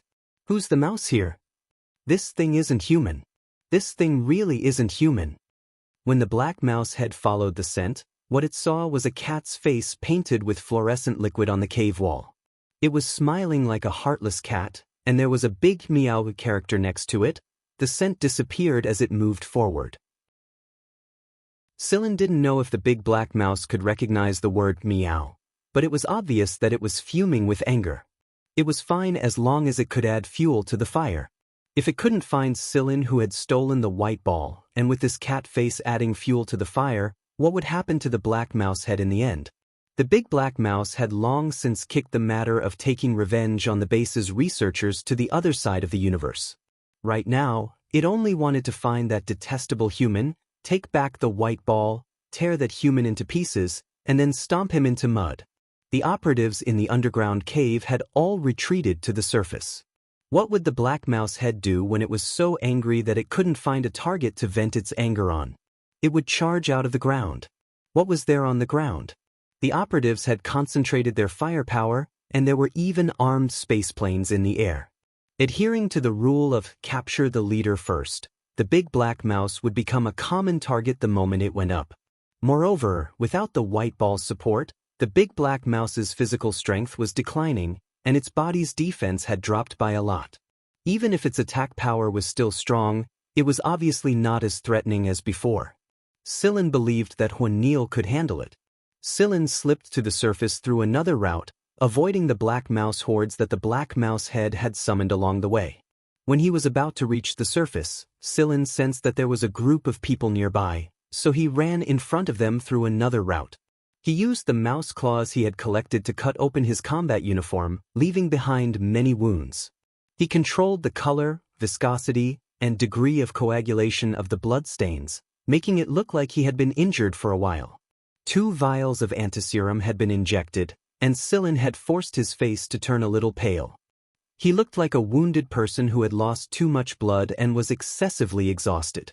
The communicator had been destroyed after the last call, so that no one could detect Silin's position through the communicator's signal reception. After finishing his preparations and inspecting his body once more, Silin lay down peacefully and waited for the group of people who had passed by. The development of the situation was pretty much the same as Silin had predicted. The group of people had treated Silin as a wounded person and even helped him back to the surface. Huanil was relieved after he saw that Silin was only injured and not in any life-threatening danger. Otherwise, how was he going to explain things to Sir Mo when he returned? Silin told Huanil his guess, and Huanil immediately ordered everyone to get ready after he was done. They were waiting for the black mice underground to surface. At the same time, Huanil thought, as expected of Sir Mo's favorite student, every prediction is accurate. Chapter 43. Huanil had specially arranged a single room for Silin. Not long after Silin was sent to the medical room on the space plane, the sounds of intense fighting and the rumble of heavy weapons resounded from below. It would seem that the big black mouse had gone mad. Judging from the sound and the distribution of firepower, the black mice were no longer attacking in an organized manner like before. The leader's confused thinking had seriously affected their movements. "Yo, it looks like the final battle has begun," a medic who was treating Silin's wounds said. Their tone had relaxed a little when they heard their colleagues say that the crisis was almost over. The medical reinforcement ship had already arrived at the space station outside the planet, and some emergency medicine had been sent over as well. By the time the situation here was more or less settled, The remaining medics on the ship would probably be sent over to help. Yeah, Chief Hua has this victory in his grasp. A medic who had delivered the medicine said. The medic looked at Sillin, who was lying on the bed, and asked, "Are you a student too?" Sillin nodded. The medic made a strong gesture. "I heard from my comrades that all of you are pretty good. However, that academy called Hard is a bit of a pity." But what happened to him? Sillin was shocked. Indeed, he hadn't heard anything about Hard until now. He's in the ICU. I heard that he suffered a few claws while trying to save his teammates. He also sustained a few more injuries in the later battles. The antiserum he injected didn't work, and the rat poison had already seeped into his internal organs. I heard that he won't last much longer. The medic said regretfully. He was just a student in his teens. To them, he was just a child. It was truly commendable that he could participate in this battle bravely and not abandon his comrades under such circumstances. Sillin jumped off the bed. Which room is he in? The third emergency room from the right upstairs at the corner. Sigh, your wounds haven't, I won't die. Sillin ignored the medical staff beside him and walked out of the ward to go upstairs. Walking upstairs, without looking at the room number, Sillin saw a few soldiers with bandages standing at the door. They were probably Hard's team members. There was also a person squatting with his back against the wall, holding his head and crying hoarsely. That was Serd. At this moment, the door of the intensive care unit opened. The doctor walked out and rubbed his forehead tiredly. I'm sorry, it's still not working. The serums we've injected are all useless. He was very strong, and his obsession was very deep. It was already very good that he had been able to last until now. You guys, go take a look at him. Can hold on for 5 more minutes at most. Serd and a few of his team members practically rushed in. When they saw Hard, whose entire body was starting to turn black and fester, they rubbed their eyes, took a deep breath, and walked to Hard's side. Hud was wearing an oxygen mask, and it was obvious that he was having difficulty breathing. His eyes were so swollen that his original outline could not be seen clearly. Through the gaps of his slightly opened eyelids, Hud could vaguely see a few people beside him. Now, not only was his vision severely blurred, even his hearing was greatly reduced. But he knew who these people were. He knew who they were just by looking at the blurry figures. Hud could not make a sound, and Sillin could only know what Hud was saying by the shape of his mouth. I'm going to die. It's okay, you won't die. Didn't you say that you want to be a general? When the time comes, you'll go back and look down on those bastards who made sarcastic remarks. Serd's voice was trembling, and he was almost roaring. The tears at the corner of Hud's eyes were bloodshot when they fell, and they dripped onto the white pillow. He knew very well what was waiting for him. There was not much time left, but he really wanted to go back now. Even if it was to communicate with his family, it would be fine.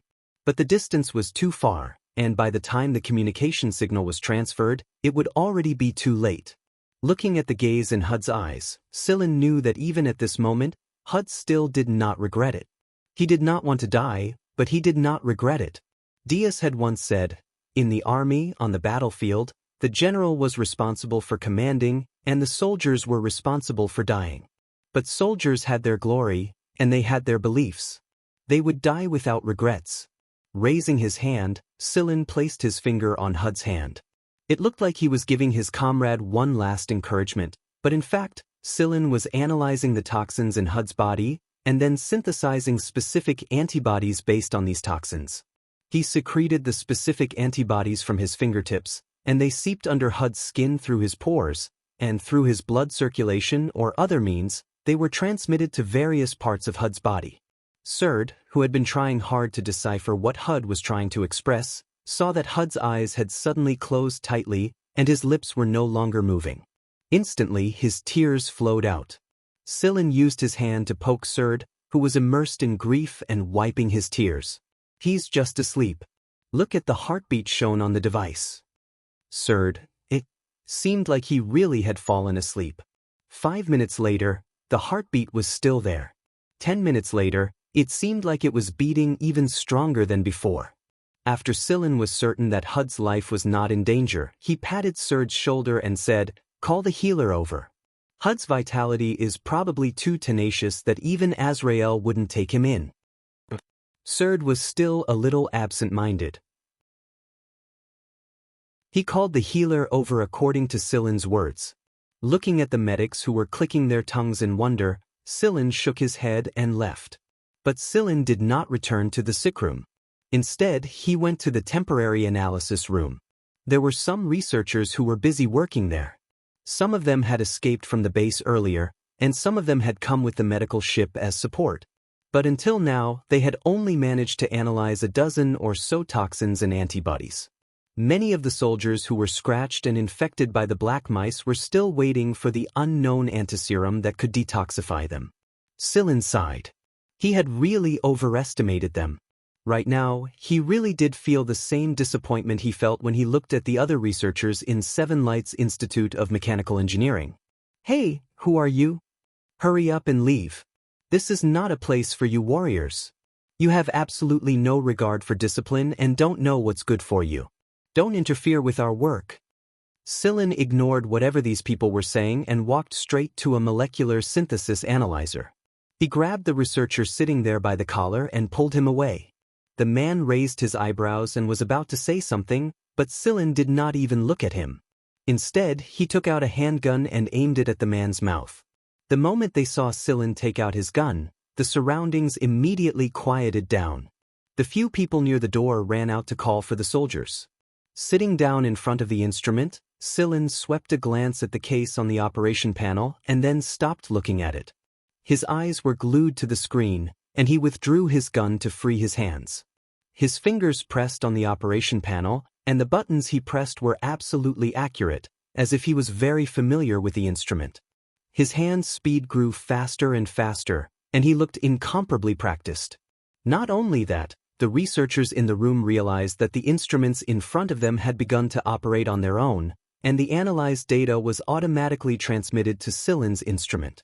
In such a short amount of time, this bastard had actually taken control of every instrument in the analysis room. A few researchers began to criticize Silen for his nonsense. But gradually, all the researchers in the analysis room fell silent. Molecular formulae were taking shape on the screen of Silen's instrument, and the data displayed beside the rotating molecules was enough for everyone to understand that they did not have the right to make a sound right now. They had no idea how Silen did it at all.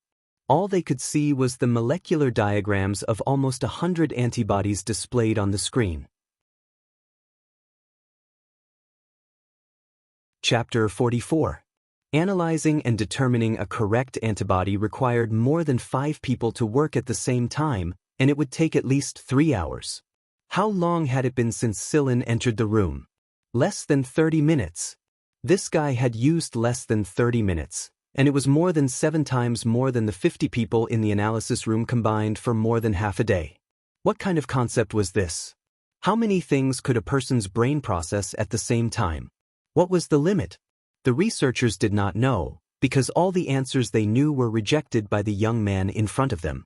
Just the images on the screen that changed so quickly was enough to make them dizzy. One man, one pair of hands, controlling more than 30 instruments in the analysis room, analyzing and verifying data at the same time. Through multiple parameter calculations and probability analysis, he had obtained 100 antibodies in less than 30 minutes. Silen ignored the stupefied researchers. He transferred the conclusion he obtained to the synthesizer and inputted the parameters. He separated the antibodies obtained from the synthesizer and labeled the type and dosage. The researchers who ran out earlier and the soldiers who were called over stood quietly at the door and watched Silen busy himself in front of the synthesizer. Silen turned his head and glanced at them. "What are you still standing there for? Take these synthesized antibodies and use them first. If one doesn't work, try another one. Try them one by one. There's bound to be something that works. The antibodies can be stacked."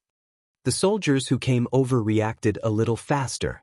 After all, the injured and needy person was their comrade. He placed the synthesized antibodies into boxes according to their labels, saluted Silen, and then quickly left the place. Silen let out a long sigh when the antibodies were all synthesized. He had spent a lot of energy in this 1 hour. Not only did he have to process the data from more than 30 instruments at the same time, he also had to add in some of the parameters he obtained from the underground cave. There was no doubt that the computational load had increased. To be on the safe side, Sillin added a couple of antibodies that were related to the big black mouse's poison. At the same time, he also modified a dozen or so antibodies so that their side effects would be even smaller. Huanil, who was commanding the battle against the black mice on the outside, listened to the report from the communicator and smiled. He shouted at Knight, who was firing 2 guns not far away, "That friend of yours is a fucking genius." He finished the work of 50 researchers alone. He synthesized more than 100 antibodies. Of course, don't you know whose friend he is? Both of them felt much more at ease. An hour ago, Pride was clawed and sent to the intensive care unit. Originally, he was worried about whether he had the corresponding antibodies, but now, there were more than 100 antibodies. Walking out of the analysis room, Sillin returned to the ward, and the medical staff treated his wounds again. "Have a good sleep. You'll recover faster that way." "Yes, I'll sleep." Sillin smiled, but the medical staff did not notice the meaningful look in Sillin's eyes. The medics had just left when Sillin's communicator rang. It was something Huanil had specially prepared for Sillin on the spaceplane when he was injured. After the call connected, Knight's face appeared on the screen. "Yo, your complexion looks good. You don't look like a heavily injured person." He wasn't seriously injured in the first place. He just looked scary, Sillin said. It was still very noisy on Knight's side. The sound of gunfire was incessant. Sillin, I'm telling you, that big black mouse has been eliminated. You definitely won't be able to imagine how he was eliminated." Knight's face was wrinkled with joy. After hearing that the rat poison in Pride's body had been removed, Knight's heart was very relaxed right now. Otherwise, he wouldn't have taken this opportunity to share the embarrassing news of the battlefield with Sillin. He had wanted to call Pride's communicator as well, but that kid had fallen asleep after injecting himself with the medicine. "Tell me." Sillin also wanted to know how useless that big black mouse was. "I don't know what went wrong with that big guy. It didn't even look at the road and just charged around. In the end, it crashed into a 200 square meter liquid nitrogen warehouse in the base." Sillin could imagine the situation at the time without Knight's explanation. The cold lethality caused by a 200 square meter liquid nitrogen warehouse was absolutely shocking. Coupled with the big black mouse's rampaging speed, the power of the cold explosion was not something the big black mouse could withstand in its current state. If it had been the big black mouse with the white ball in its body before, the liquid nitrogen would not have caused much harm to it. It was injured one moment, but it would recover in the next. This further proved that the white ball was special. Sillin rubbed the green pattern on his finger. No one could tell what he was thinking. The big black mouse was suffering from the cold damage caused by the liquid nitrogen warehouse, and then it was attacked by the operation team's firepower. One could imagine its ending. Knight described the situation vividly. After all, almost everyone on the battlefield was cleaning up the last loose ends, so there wasn't much to do. I even took the opportunity to snatch some souvenirs, the big black mouse's claws and front teeth. I didn't get them if I was slow. Knight was very smug. You can be smug all you want. Right, don't hang up yet. Let me show you the beautiful nurse, Sillin said after looking at the monitor next to him. The monitor was showing the scene outside the door. A beautiful nurse with a graceful appearance was standing at the door with a medicine tray and pressing the doorbell. When Sillin answered the call just now, he had set the door to anti-disturbance mode, so he had to press the doorbell to let the person inside open it if he wanted to come in. Sillin placed the communicator at the corner of the bedside table. It looked like he had cut off the connection, but in reality, it was just that he could not hear or see the other side, but the person on the other side could hear and see the scene on this side. He also covered it with a book as a cover, so it would not be discovered. Knight looked at the image of the beautiful nurse coming in with the medicine tray on the communicator, and his smile was especially sinister and wretched. Her figure was really good. With such a beautiful nurse taking care of him, that guy Sillin was in luck. The nurse smiled warmly and said softly, "It's time to change the bandages." "Thank you." The nurse simply pursed her lips and smiled at Silen's gaze that was lingering on her voluptuous chest. She skillfully replaced the infusion bag with a new one before reaching out a fair and smooth finger to poke Silen's forehead. Little pervert. Silen was not embarrassed at all. He giggled and said, "That's because I'm facing a beautiful woman." After the beautiful nurse had left, Silen turned on the communicator. "How is it? Not bad, right?" "Stunner, appraisal complete," Knight said with a wink. "Why don't you mutilate yourself a bit and enjoy the service of a beautiful woman? TSK, go enjoy it yourself. I'm not talking to you anymore. I'm going to clean up the battlefield.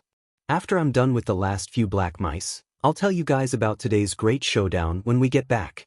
I heard that you thoroughly despised those arrogant researchers today, kid. Well done. Forget it. Hurry up and clean up the mess and get yourself a few more rat claws. We can sell them for a high price when we get back to Seven Lights." "Makes sense. I'm going to grab a big bag first." After ending the communication, Silen's smile faded away.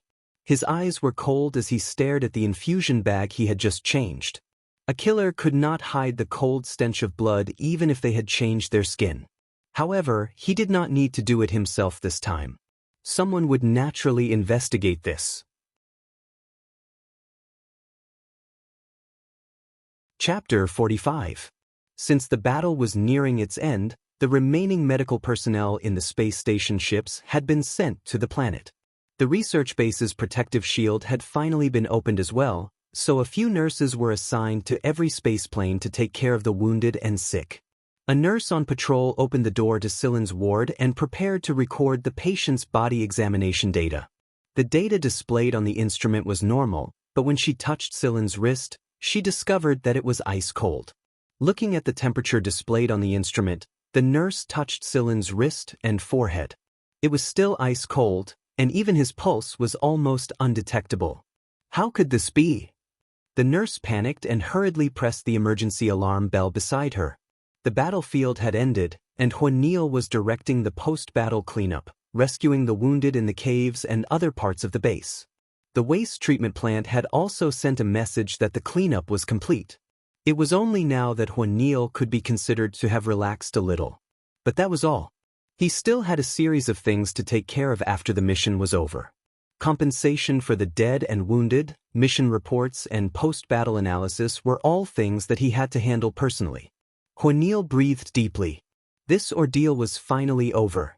Thank goodness those little devils were fine.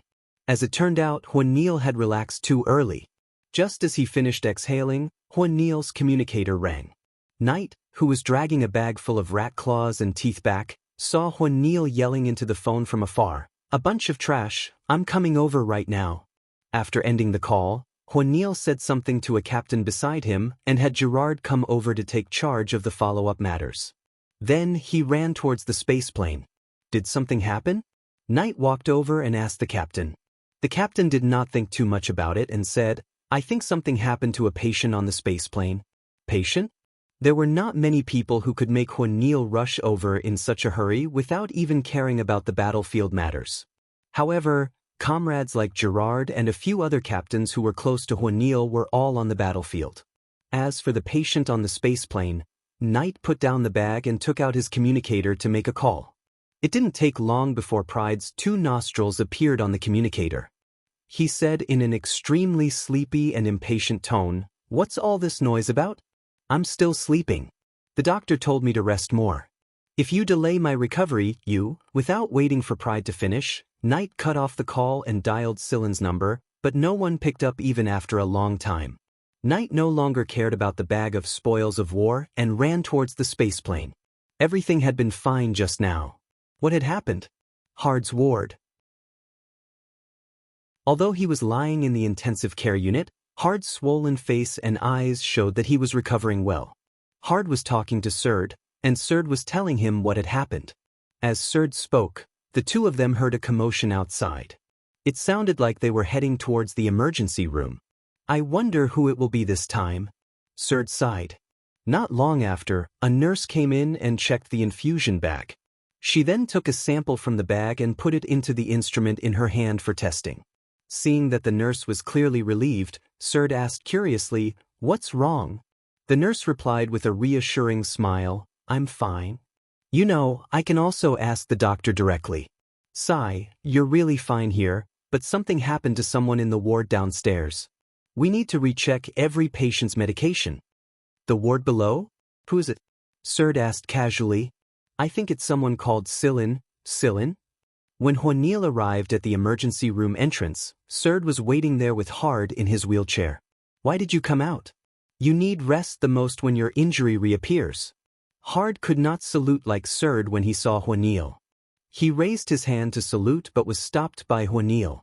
He said, "I don't feel at ease lying there." Behind Juanil, a person wearing a medic uniform ran over to report the situation. The data of the monitors inside the ward had been erased, the 2 monitors outside the ward had also been tampered with, and the instruments inside the ward had all been hacked and tampered with. That was why they did not send out any alarm when the patient's body was in danger. Most importantly, they couldn't find any suspicious people right now. Juanil looked at the records on the electronic notebook and frowned deeper and deeper. Negligence. A medic came over from the drug testing room and said to Juanil, "There is a highly toxic substance inside the infusion bag. According to the dosage, it can kill within half an hour, but the patient injected with this substance does not feel any discomfort at all. They will only feel more and more sleepy. Then they will sleep until they die." The medic did not dare to say the last sentence, but everyone knew what it meant. Knight, who had rushed up to the ward downstairs when he did not see Silin, just happened to hear this. He was so angry that he pulled out his gun and pointed it at the medic's head. "Are you people eating shit? Don't you know which bag is poisonous and which is not? Didn't you do any tests?" To a warrior, they had no regrets if they died on the battlefield, but their souls would not rest in peace if they died for no reason or value. "Knight, calm down." Juanil motioned for the medics to pull Knight away, but failed to grab the gun in his hand. Knight broke free from their hands and put away his gun. He took the electronic notebook Juanil handed him and looked at the situation recorded on it. The monitors were tampered with and could not capture any suspicious people? Infusion bag, wait a minute. I know who changed the infusion bag. Knight turned on his communicator and pulled up the communication record. It's this woman. Nurse? Juanil turned on his communicator, dialed a number and sent the video over. Investigate this woman. Not long after he disconnected, Juanil's communicator rang again. Juanil looked at the number. It was a special communicator from 7 Lights. Although the main mission this time was over, the follow-up work was still being handled. Normally speaking, the people from 7 Lights would not ask about it at this time. After all, it might involve military influence. Juanil suddenly felt nervous when he thought of someone. He gritted his teeth and accepted the call. The image flashed, and Mo Heng's unusually kind, smiling face appeared on the screen. "Oh, little nail." As expected, cold sweat poured down Juanil's back like a waterfall.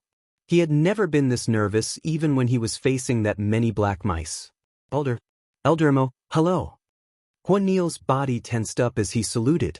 Seeing Juanil's reaction, Mo Heng said, "What's wrong? You're sweating all over. Why are you so nervous when you see me? Am I scarier than those mutated black mice?" Mo Heng had a better understanding of the mission here. It's more than scarier. It's much, much scarier. Juanil thought in his mind, but he really did not know how to answer. But before he could, Mo Heng spoke. Something happened to Silin? How could Mo Heng not guess something from Juanil's reaction? But when Mo Heng said this, even Juanil on the other side of the communicator could feel the low pressure around Sir Mo. Sir Mo was about to flip out.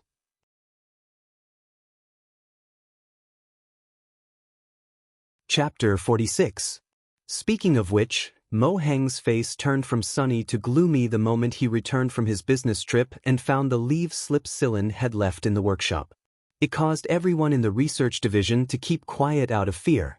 Everyone knew that Sir Mo was in a bad mood, very bad at that. Because he knew certain things about the military operation, Mo Heng refrained from contacting him. It was only when he heard that the operation had come to an end, and that Silin had analyzed and synthesized over 100 antibodies by himself that Mo Heng's mood improved a little. To quote Vice Headmaster Ting's words, The old fox's tail had risen a little higher.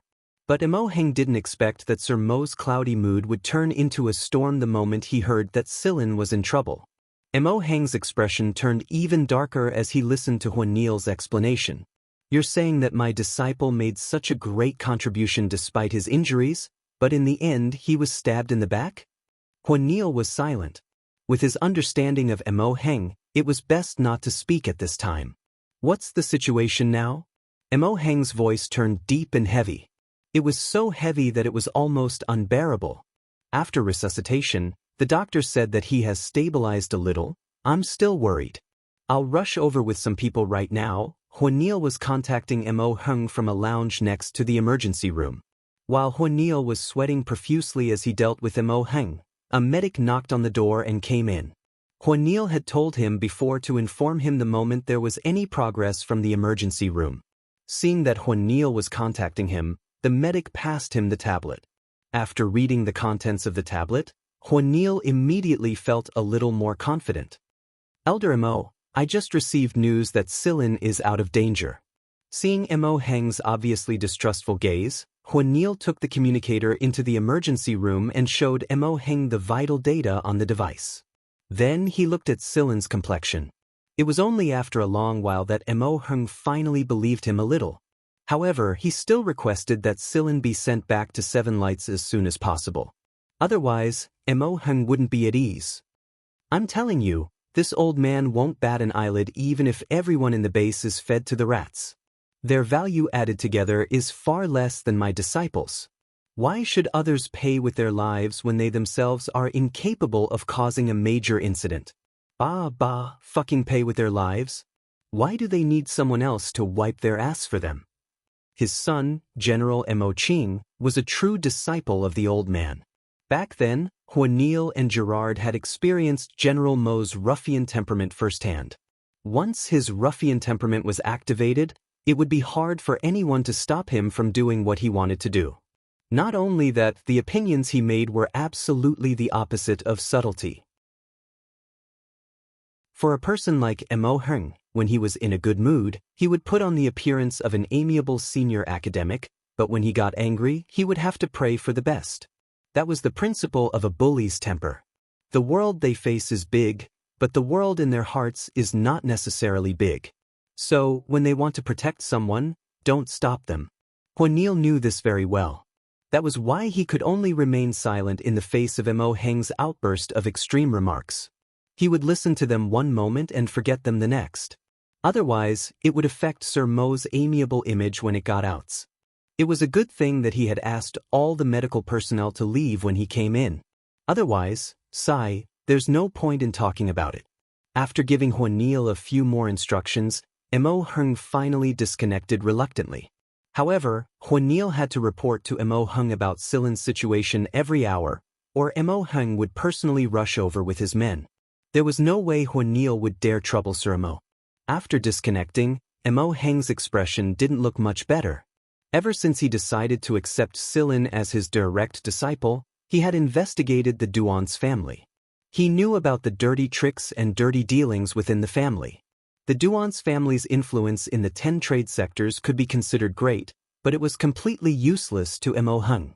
Emo Heng looked at a person's ability, not their background or the benefits brought by their identity. He even hoped that Silin could leave the Duan's family. It would be best if he didn't have any background at all, so that he wouldn't be caught in those dirty fights. However, now that something like this had happened, Emo Heng wouldn't just stand by and watch his disciple suffer. Someone had to pay the price. Although Emo Heng was in the academic field, in fact, the old man also had a heart of iron and blood. Just look at General Emo Ching. To be able to teach a person like General Emo, how could the old man be a soft-hearted person? Emo Heng adjusted the signal transmission code on his communicator and dialed a numbers. Some people had stretched their hands too far. They had gotten used to running amok in the 10 trade sectors, so they didn't know how big the universe was. Huan Niel, Knight and the others began to track down the culprit. It didn't take long before they heard that the woman had committed suicide by injecting cyanide into the medicine warehouse. Moreover, she didn't avoid the warehouse's surveillance cameras and injected a large amount of cyanide right in front of them. She had no way to live after failing her mission and exposing herself. She couldn't understand why Silin was still alive even at the moment of her death. It had been so long since the injection, but he was still alive. How did this woman sneak into the medical ship? And who was covering for her? The interrogations and checks on medical personnel were also relatively strict. She definitely had accomplices, and more than one at that. It could be a soldier, it could be a researcher, it could be a medical personnel. Huanil also knew the complexity of the situation. When he recalled the promise he made to Mo Heng immediately decided to have the ship send the wounded back to Seven Lights first. Silin, Pride and the others would assign special personnel to watch over them. Nothing could go wrong, or else the epaulets on his shoulders would have to be removed. While everyone was busy, Silin's mind was very clear even though he was asleep. He knew what was happening around him, knew Mo Heng's concern for him, and knew that Knight, Hard and Surd had been standing guard outside the door all this time. It would be a lie to say that he wasn't touched. Genya had told Silin when he was very young that humans were social animals. The number of people who had brushed shoulders or swept their gazes across the galaxy was more than 100 billion, but the number of people who truly treated you well could be counted on one hand. This was a kind of wealth that could not be obtained no matter how much money or how long one spent. Even a loner would have a longing hidden in the depths of their heart. This show was developing according to Silin's expectations. He predicted that those people would have a backup plan, and the moment he saw the woman holding the medicine tray on the monitor, he knew that the backup plan had come. That was why he had left his communicator on and left a trail for Knight to trace. Even if he couldn't, he could still force the killer to his death. This kind of killer who failed his mission and exposed himself was dead for sure. However, this incident also allowed Silin to feel the warmth he hadn't felt for a long time. It was the comfort he felt again after Genya and Hina left one after another. When he was lying on the sickbed, there was at least someone standing guard on the other side of the door. For someone his age, he had experienced too much. Chapter 47. On the airship, Silin, Pride and Hard were arranged to stay in the same sick room. Surd and Knight were also in the same sick room. Although Knight wasn't injured, Huanil still arranged for him to go back first. Knight had no objections to this, and he felt a bit more at ease guarding the sick room himself in case another assassination attempt occurred. Since the matter had come to an end, Silin recovered very quickly. Right now, the 5 of them were chatting in the room. 3 were lying down, 2 were sitting, and 3 were lying down. Surd was peeling fruits, and Knight was narrating the news he had just heard. I heard that the big black mouse had doubled its chromosomes after mutation and produced a batch of little black mice asexually. The form is just like the queen and drones of bees. But I don't know the specifics, so people from other research bases went over to study it together. You know, if the results of this research were to come out, it would at least be published in an academic electronic journal with more than 70 contribution points in the League of Stars. Then they would become famous. Don't the people in the research base have any psychological trauma at all? Surd asked. Even now, whenever he talked about mice, he would recall the scene where he brushed past those black mice and felt an uncontrollable chill. That's what those people like.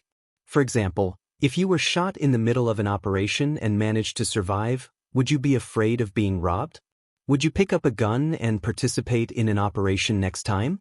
Of course I would participate in an operation. What's there to be afraid of with a gun? Isn't it normal to get shot? They are the same. Isn't it normal for them to research strange things? Sigh, don't interrupt me, I'll continue. Knight cleared his throat and continued.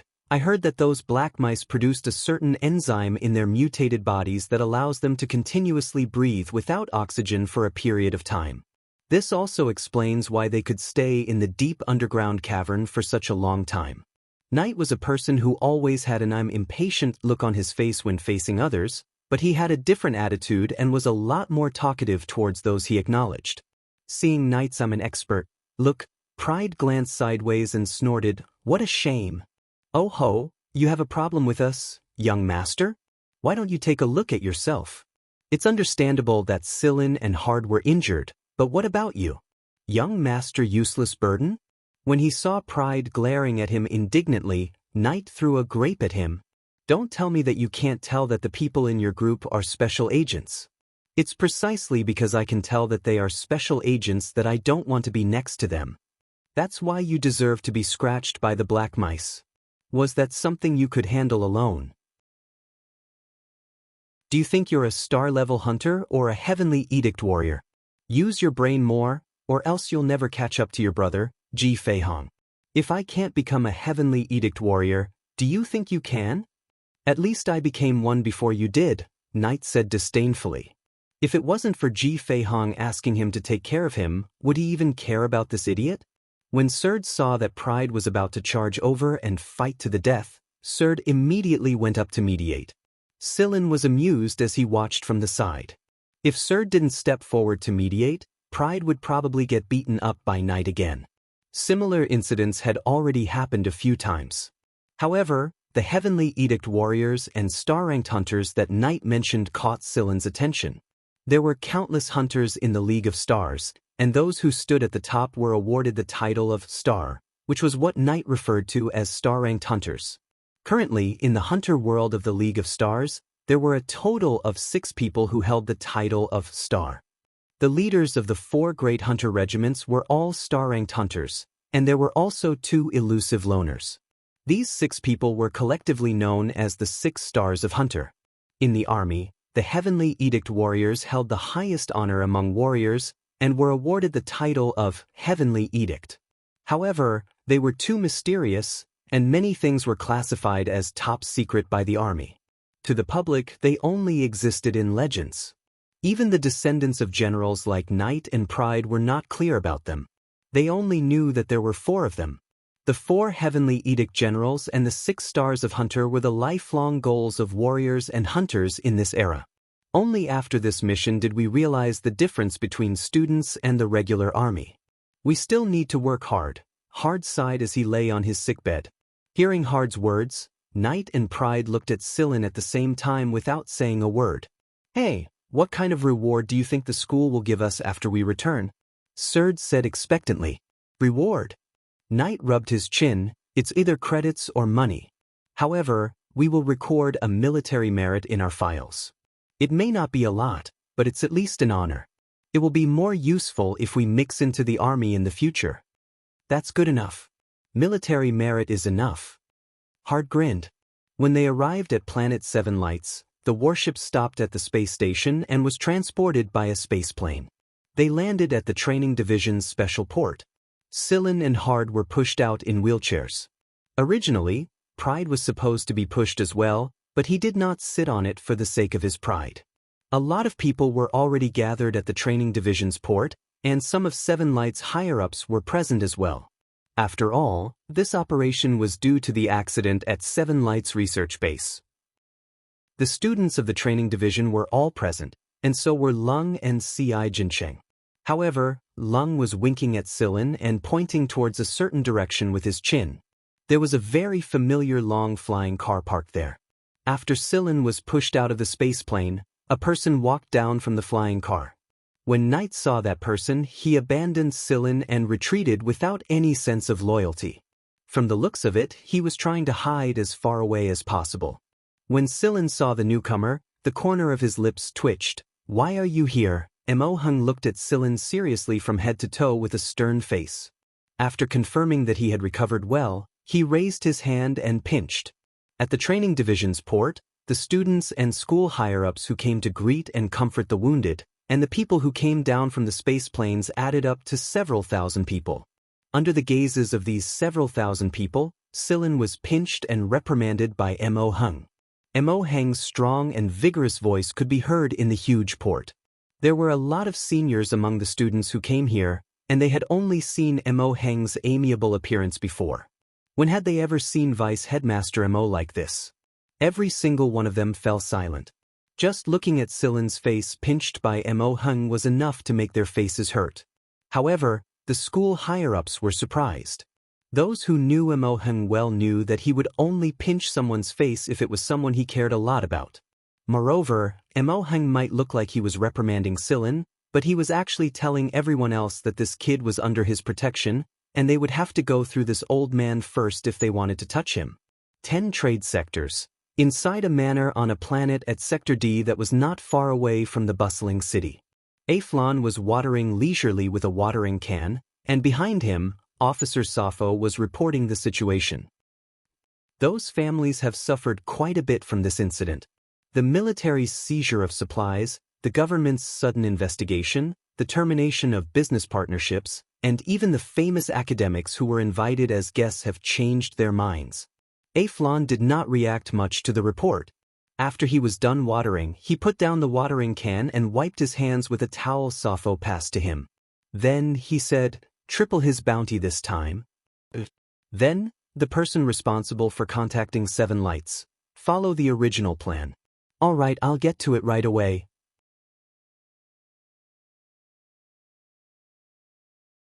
Chapter 48. Careful, watch your legs.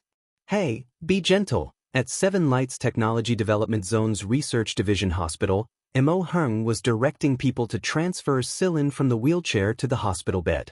Silin had said that he could move on his own, but Mo Hung did not listen to him at all.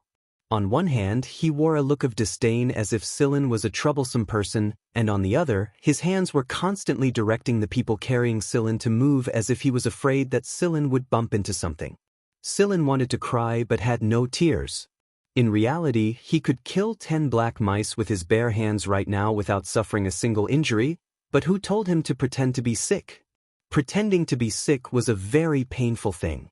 He brought this upon himself.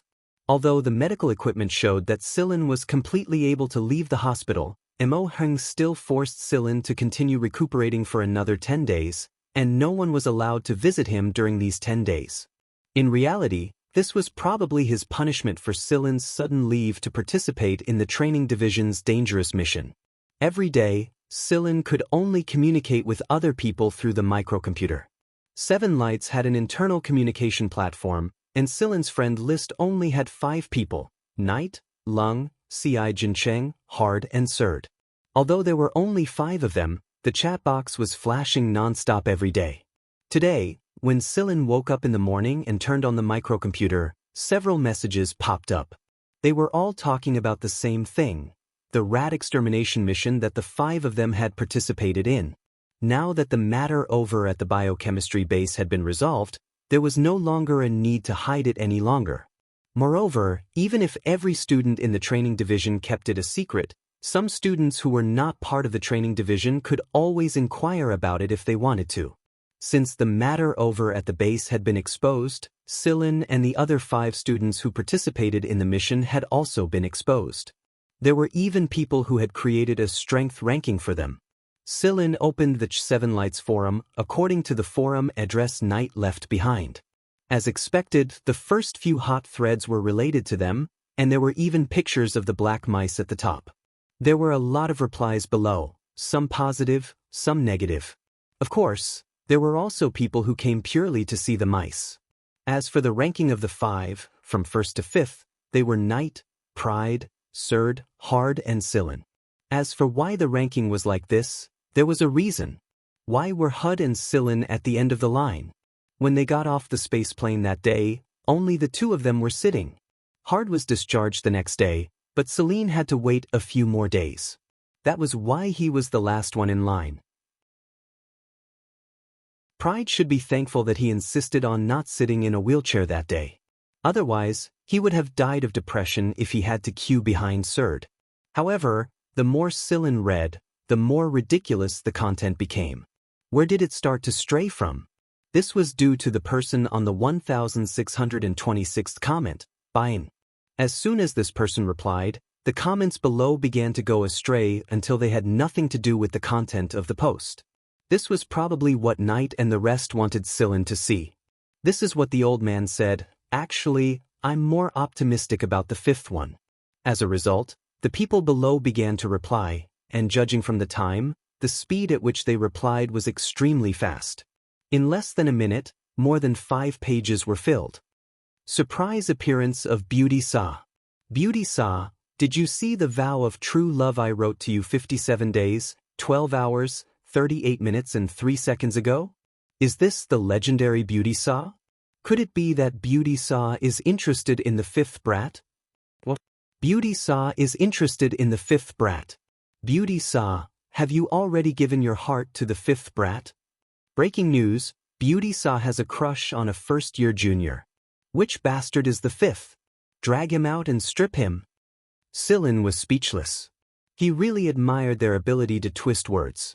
He had witnessed how they could turn a grape into a durian, and each of them was more confident than the other. Sillin was speechless at the replies when the chat window started to flash again. Lung and Knight's avatars kept flashing. He clicked it open and saw that both of them had sent him a large picture. On the picture was a girl wearing very fresh light-colored casual attire. Her hair was tied into a ponytail, and she was wearing a sun hat. Her expression could not be seen clearly, and she was holding a bouquet of flowers in her hands. The main point of this picture was that its background was the hospital Sillin was staying in. Sillin, look at the main page of Seven Lights forum. C.I. Jincheng sent over a message. When he returned to the main page of the forum, he saw that all the posts marked in red were incomparably eye-catching. They were all posts about that Beauty Saw, and there were countless comments denouncing Sillin, Beauty Saw's rumored boyfriend. There was also a pinned post titled, Live Stream of Beauty Saw Visiting Her Rumored Boyfriend. The more Sillin read, the more confused he became. He didn't even know who Beauty Saw was, so what the hell was this rumored boyfriend? The little speaker below the chat window kept ringing, and Sillin immediately clicked on the simultaneous call button. Hello, Sillin, have you seen Beauty Saw yet? Sillin, you're actually raising wildflowers, no, delicate flowers, behind our backs. There's an adultery going on, we demand the truth. While the two big mouths, Lung and Knight, were quarreling, the door to Sillin's ward opened with a beep. Although there was only a picture of Teresa entering and leaving the hospital, just this alone was enough to make everyone's imagination roam. Then, someone used some unknown method to confirm that Teresa had indeed gone to Sillin's ward. As a result, the entire Seven Lights forum boiled over. However, Sillin did not pay any attention to them. After Teresa had left, Sillin flipped his hand open. It was a debit card. Teresa had patted Sillin's shoulder before she left, and it was also at that time that she had passed the card to Sillin. No wonder he kept feeling that something was amiss. So the contact person was her. This was also why Sillin had said that he would treat her to a meal after Teresa had left the hospital. Sillin smiled meaningfully. Other than knowing that she was the contact person, Sillin had also discovered a secret. As expected of a strong competitor for the Duance family's successor, Aflon had hidden himself well.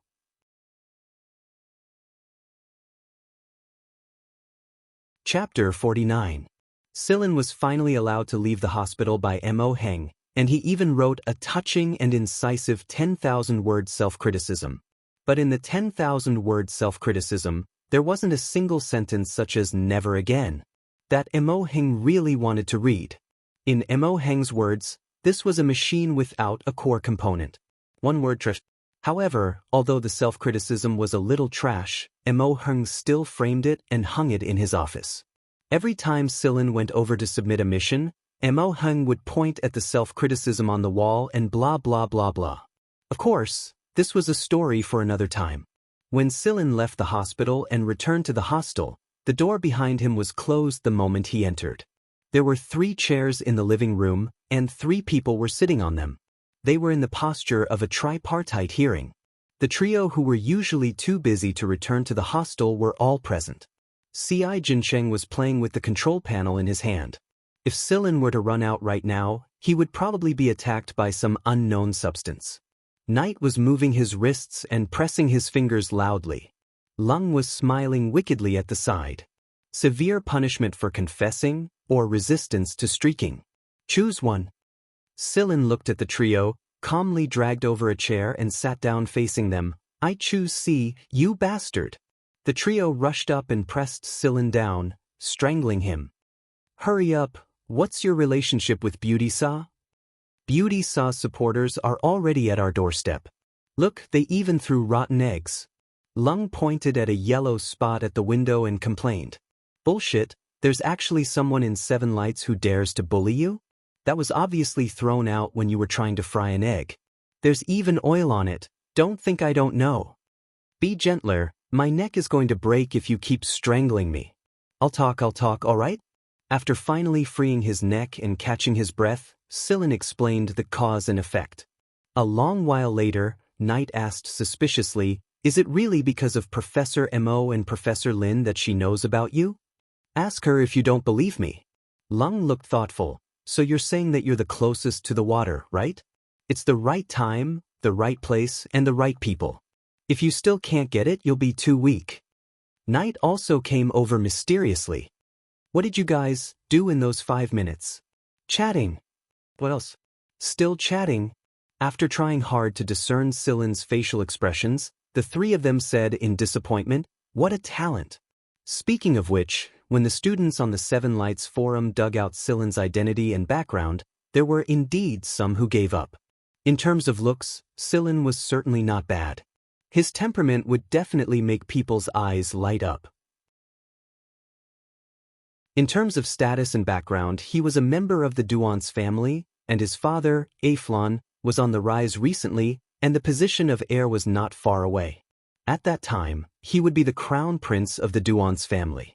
Other than some forces in sectors A, B, and C, there really weren't many forces that could surpass the Duance family.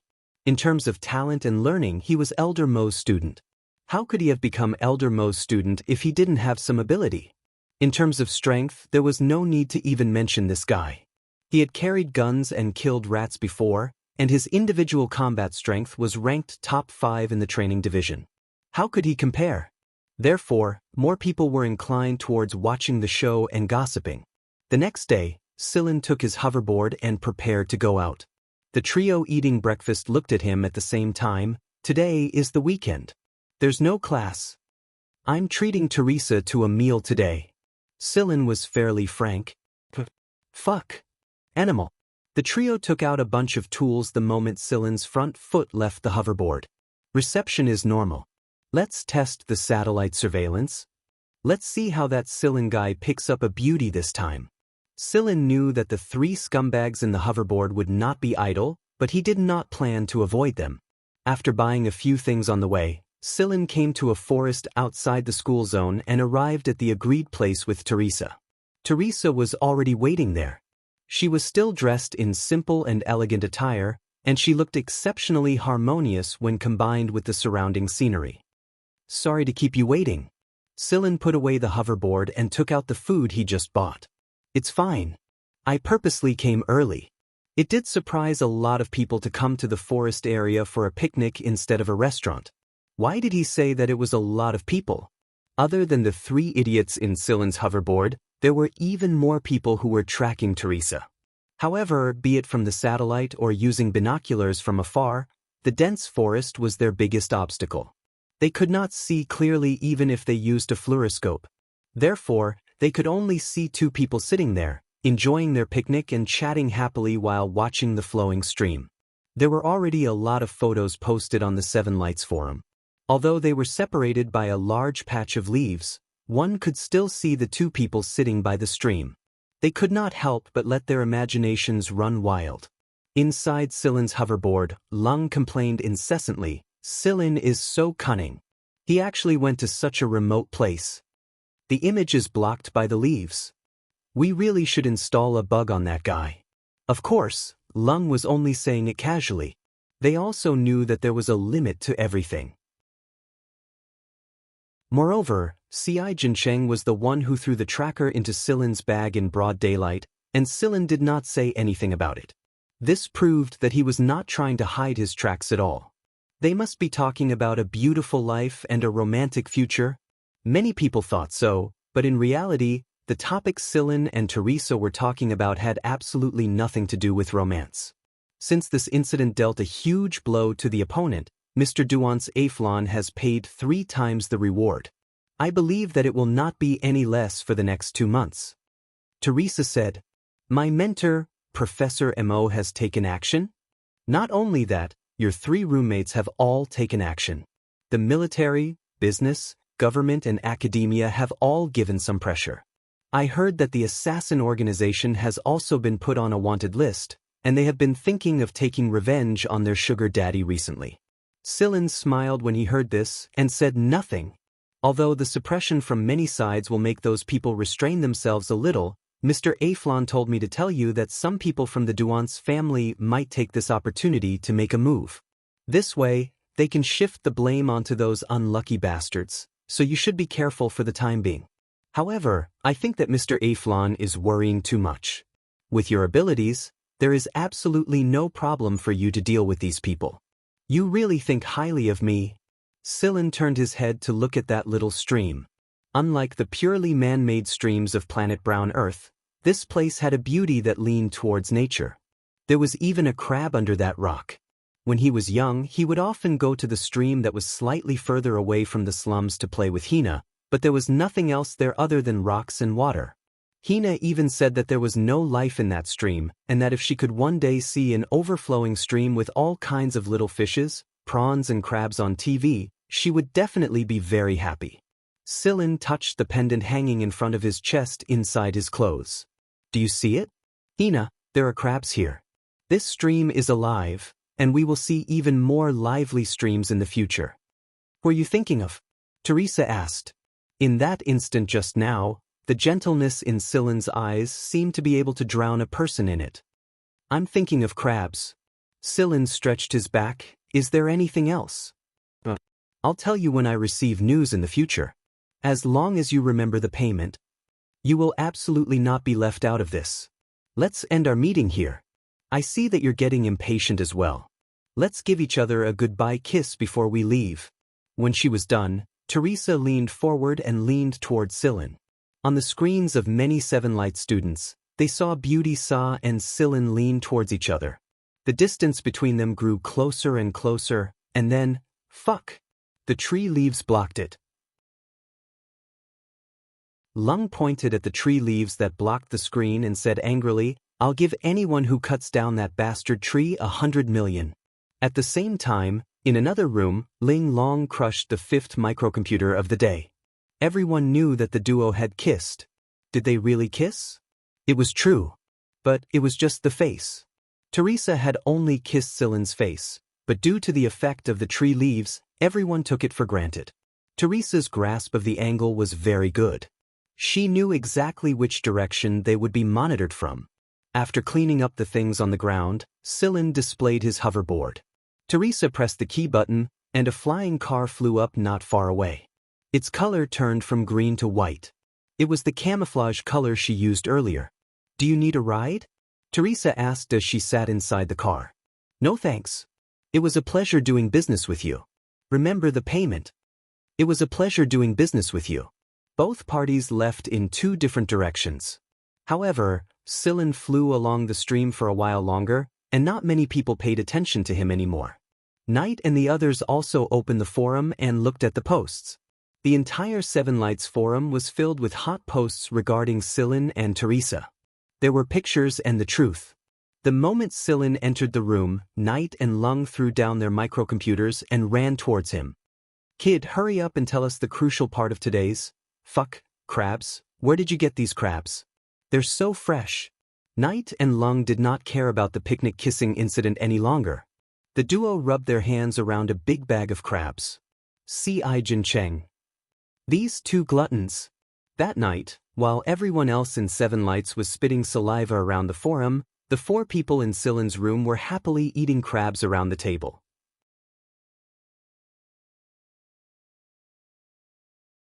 Chapter 50. The Shisha incident may have caused quite a stir, but it only lasted for a few days before it was completely overshadowed by another matter. The sector championship was about to begin. What was a sector championship? It was a sector championship that all the universities in Sector B and C and the top 10 universities in the 10 trade sectors would participate in. It included events such as mech combat, gun combat, wrestling, integrated warfare, and so on. It was a gathering of experts and geniuses from all over the world to show off their skills. It was also the most influential competition among the universities every year, and it had a special section on the electronic magazine Gathering of Stars that had over 70 contribution points in the League of Stars. Gathering of Stars was an electronic magazine that specialized in reporting all kinds of competitions. It was the electronic magazine with the highest contribution points in the competitive competition category, and it had a great influence on the entire League of Stars. The importance of this competition could be seen from its special section on Gathering of Stars. Moreover, this competition was closely related to each university's student source in the coming year. If a university did not have any outstanding performance in the sector championship, then who would be willing to enroll? Seven Lights was undoubtedly the beneficiary of this competition. In recent years, Seven Lights had been steadily occupying 5th place, and this was something every Sector B university was jealous of. Why was it that they were jealous of a mere 5th place? It was because the top 4 spots of the sector championship were all occupied by the 4 military academies of Sector C. After all, the people of Sector C were all people who had trained their skills through hard work. Therefore, the universities of Sector B would compete for 5th place every year, but most of the time it was occupied by Seven Lights. That was why Seven Lights had the honor and reputation it had today. This was also one of the reasons why so many big families and forces thought of ways to send their children to Seven Lights every year. Seven Lights was like a rich family, and entering this rich family was absolutely beneficial to one's future development. Seven Lights had no lack of descendants of rich families like Lung and Pride, but the ones who truly pushed Seven Lights to the peak were almost all the specially recruited students. Therefore, Seven Lights treated the specially recruited students quite handsomely. Old professors like Mo Hung preferred specially recruited students because they had flashes of ascending to the peak. Recently, the number of people in Seven Lights at the Trade Street and the entertainment Sleepless City had decreased a lot. The training division and the school zone's training rooms were almost full every day, and some people stayed in their dorms all day long to warm up on the Sector Championship's combat platform. The Sector Championship's combat platform was only opened a month before the Sector Championship, and it would shut down after the Sector Championship. The Sector Championship battle platform had training grounds for all kinds of competitions. Although it was only a virtual area, some training grounds would still be full, and those who wanted to train would have to queue up. In fact, apart from the final integrated battle, which was a real battle, the rest of the Sector Championship's matches were all conducted on the Sector Championship's battle platform. However, because the sensors would reflect the physical conditions of the contestants onto the platform, the virtual characters on the battle platform were actually not much different from the physical conditions of real people in reality. Therefore, physical training was also a must. There were no special criteria to qualify to participate in the Sector Championship. Students from the 1st to the 4th grade could participate, but those from the 5th, 6th, and 7th grade could not. In reality, they could only be considered as half students. For those who continued to pursue their studies, they were already considered as half professionals, and thus could not participate in the Sector Championship. For example, the military academies in Area C or the universities in the 10 trade zones only had 4 grades. For the sake of fairness, the students of Sector B who are pursuing their studies do not have the right to participate in this tournament. It could be said that Knight had been looking forward to this match for a long time. He was full of ambition, and his heart was set on knocking those people out of the military academy to appease his hatred for not being able to enter the military academy. For the past few days, Knight had almost never left his room. He had set up a special storage cabinet in his bedroom, and he would eat whenever he was hungry. After he was done eating, he would continue to fight on the Sector Championship's platform. He even wished he could hug the sensors to sleep. Registering an account on the Sector Championship's platform required a Seven Lights card as identification, and each student could only have one account. Therefore, the 2nd, 3rd, and 4th grade students already had accounts, and their accounts would only be erased after graduation. There were no classes scheduled during the Sector Championship, and even if there were classes, Silin could choose not to attend them. His current credits were already enough for him to enter 3rd grade straight away, not to mention that he had Sir Mo Heng's support. The instructors in charge of the class turned a blind eye to Silin's absence. He turned on his microcomputer, put on the sensors, opened the Sector Championship's platform, and scanned his Seven Lights card to register his account. The account name Silin entered was ShadowX, and the account name was displayed as usable. After various verifications, the registration was finally displayed as a success, and only a simple introduction was displayed in the ShadowX's information bar. ID, ShadowX gender, male genotype rank, B school, 7 lights battle information, none other than the ID. The other information was automatically generated based on the 7 lights card, and they were all real information. Since he had not participated in any competition yet, many of the display bars were blank. After the information was confirmed, a choice of appearance and physique popped up. He could choose to display it as it really was, or he could modify it himself.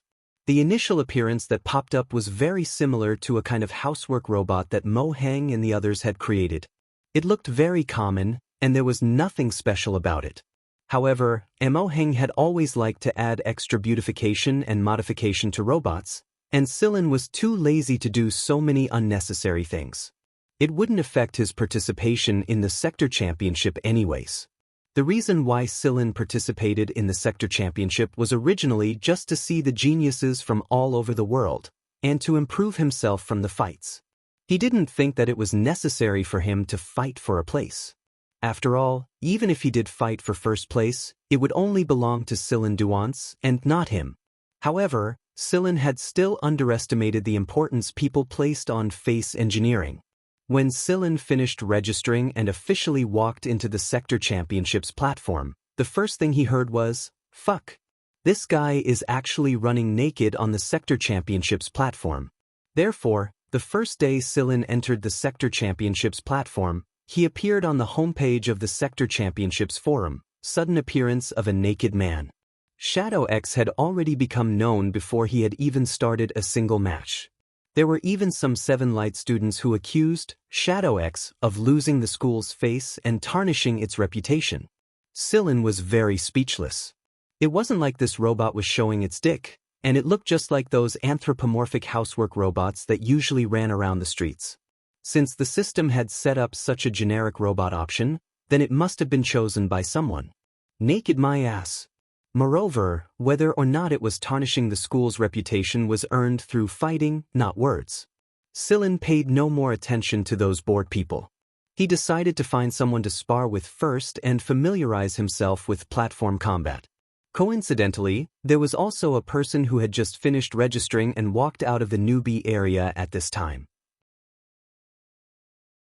The person was wearing camouflage clothing, and he told everyone directly that he was from Sector C's military academy. Silin looked at his information. Fong, male, 3rd Military Academy, rank A genotype. Not bad, a good target to practice on. Silin sent a 1v1 challenge request straight away. Fong seemed a little surprised.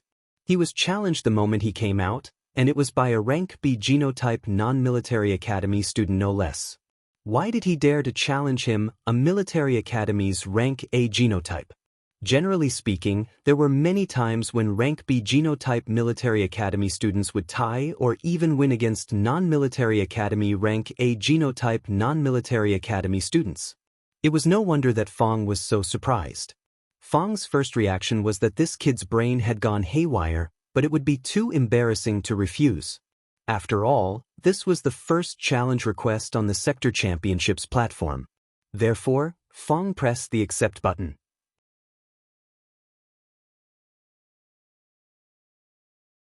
Chapter 51. There were tens of thousands of students practicing their solo battles on the Sector Championships platform every second of the day. Therefore, as a newcomer, no one had applied to watch the match between ShadowX and Fong right now.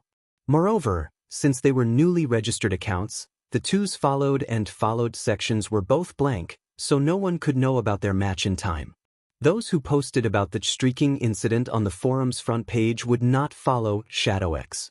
That was just a form of entertainment they happened to encounter after their intense training. Meanwhile, those who criticized ShadowX would not follow him either, because that would make them feel humiliated. This also caused them to miss a great opportunity. Both sides agreed to enter the individual battlefield after the match. After pressing start, Fong did not move. After all, the opponent was only a rank B genetic student from a non-military academy. If he made the first move, it would feel like he was bullying the weak. Sillin also knew what the opponent was thinking, so he made the first move. A white shadow flashed over. For normal people it might be very fast, but for Fong, it was just average. Therefore, while Fong raised his hand to block the attack, he was also distracted to evaluate the opponent's posture. Not bad. While Fong was thinking, he realized that his arm was somehow shaken away a little when he was about to block the opponent. It was precisely this gap that allowed the opponent's hand to cleverly pass through the gap and attack him twice as fast as before. Bang! Fong took a few steps back from the attack. Sillin evaluated inwardly. As expected of a military academy. If it was anyone else, they would have been sent flying, but the one in front of him only took a few steps back. His physique was very strong, and his reaction was also very fast. Although he could not avoid this attack due to his distraction, the bones and muscles in Fong's chest were all in a highly defensive state the moment Sillin attacked, reducing the attack power of this attack. Moreover, even if Sillin took the opportunity to launch a combo attack while Fong was retreating, Fong believed that he was already prepared. After Fong stood still and looked at this guy who looked like a generic robot, he suddenly felt a little hot on his face. He was actually beaten back by a rank B genetic newbie who was not from a military academy. Moreover, seeing that the opponent did not come up but stood there quietly as if waiting for him to recover, Fong felt a little angry. He had let his guard down. Before the opening of the Sector Championships platform, the instructors had told them not to look down on non-military academies. There were plenty of crouching tigers and hidden dragons there, and it all depended on whether or not you could encounter them. He didn't expect to meet such a person as soon as he registered. There was anger, but Fong's fighting spirit was even stronger in his heart. He got into a defensive stance and signaled his opponent to attack. Seeing that Fong was ready, and he wasn't distracted this time, Sillin also increased his strength. Sillin's moves seemed to be light, but when he was close to Sillin he suddenly accelerated and changed his moves erratically. It was difficult for Fong to judge Sillin's intention in that instant. Besides, Sillin's moves were secretly powerful. One blow could make Fong retreat a few steps. The more times he was repelled, the more steps Fong retreated. When Fong was beaten back for the 5th time, he also felt that something was wrong. The other party seemed to have been testing him. To put it bluntly, they were playing. A surge of anger rushed up, and Fong didn't care so much anymore. Let's fight then. It's not my style to hide. This time, Fong didn't defend and took the initiative to attack. At the same time, in a certain dormitory in the 3rd Military Academy, 3 people exited from battle mode after ending their own battles. As expected, we can only find people from the military academies to fight. Those people in Sector B are too weak.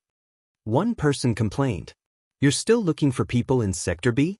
Leave those to the first years. We can only find our own kind. Like me, I've been picking people from the 1st and 4th military academies. The 1st Military Academy ranked 2nd in the Sector Championship last year, the 3rd Military Academy was still ranked 3rd, and the 4th Military Academy was the champion. As for the 2nd Military Academy, because they ranked last among the 4 military academies, they were laughed at by the other military academies last year. Oh right, that guy from the 1st years should have registered too, right? You mean that Fong Faradin? The 3rd Military Academy's 1st-year Faradin was ranked 5th in terms of individual combat strength. The students called him Fong. However, he seemed to have been sent on some mission by the instructors a few days ago. There was no news about Faradin a few days before the opening of the Sector Championships platform. Do you know what his registered name is? Look it up. Just search for Fong. He should be using this nickname. There really is one. He just registered today, and the information shows that he's from our 3rd Military Academy. But he's currently in a match. Match? The rest of the people in the dormitories swarmed over. Most of the military academies were dormitories with 4 to a dozen people. This dormitory alone had 8 people. The 8 of them gathered together and discussed. The opponent is actually from 7 Lights, and he's just a rank B genotype no less. With Faradin's strength, why would he bully someone from 7 Lights? It's already been 16 minutes, and it's not over yet. Faradin is probably going easy on him. He's a newbie after all. While they were talking, the screen showed that the match had ended. Huh? It's over. I told you that Faradin kid. He lost? How is that possible? Fong's battle status was shockingly displayed as 1 loss, while Shadow X's was displayed as 1 win. After a moment of silence, someone spoke up. This Fong isn't that Fong, is he? They were silent. According to the information, it should be Faradin, but the result of this match was too strange. Wait, let me ask. One of them opened the 3rd Military Academy's in-school chat software. Right now, in one of the 3rd Military Academy's dormitories. Faradin sat there drenched in sweat. Both his arms were trembling, and he was panting heavily. The rest of the people in the dormitory were shocked by Faradin's appearance, but when they saw Fong's battle situation on the screen, it was as if they had seen a ghost. Faradin felt the throbbing pain in his muscles, and the sensors clearly transmitted the pain to him. Shadow X was practically using the entanglement formula earlier, pestering him and continuously increasing his strength until he finally forced his own fighting spirit to the point where it turned into killing intent. Faradin held his head with his hands. The sweat on his forehead kept dripping down when he thought of that moment. Shadow X looked like a generic robot, but at that moment he looked like a demon king. If this was a real battle, Faradin was certain that he would be dead already. Completely and utterly dead, and his arms would be broken into pieces. After sorting out his thoughts, Faradin took a deep breath and moved his slightly stiff arms a little. Faradin, that Shadow X, very strong. That guy is very strong. Faradin sighed. Then he stood up and took his communicator to the balcony. After Faradin walked out, the few people in the room exchanged glances with each other. There really weren't many people of the same age who could be evaluated as very strong by Faradin. Therefore, they logged into the Sector Championship platform, searched for Shadow X, and added him as their followers. When the people in the upper-grade dormitory saw that there was no response from the in-school chat loudspeaker, they were guessing the reason. Then, someone shouted, someone added him as their follower. The number of people following Shadow X was displayed as 5. When they clicked on it, all 5 of them were freshmen from the 3rd Military Academy. 5 minutes later, Fong focused on Shadow X. The in-school loudspeaker also played Faradin's reply. Fong, it's me. Shadow X is very strong. Faradin did not become depressed just because he lost his first battle on the Sector Championship platform. On the contrary, he was very excited right now, and did not deliberately hide his loss to Shadow X. He had told the instructor about this just now, and the instructor had analyzed the reason for it. Moreover, it was very beneficial for Faradin to find his own shortcomings and inadequacies. Every time he came into contact with a new fighting style, it was the best opportunity to improve himself. Shadow X's fighting style was undoubtedly a very good example. Faradin's reply caused the upper-grade dormitories to boil with excitement. Therefore, 1 to 10, 10 to 100. This was also the reason why the generic robot Shadow X had attracted the attention of tens of thousands of people on the first day. Moreover, the people who were paying attention to him were all the students of the 3rd Military Academy.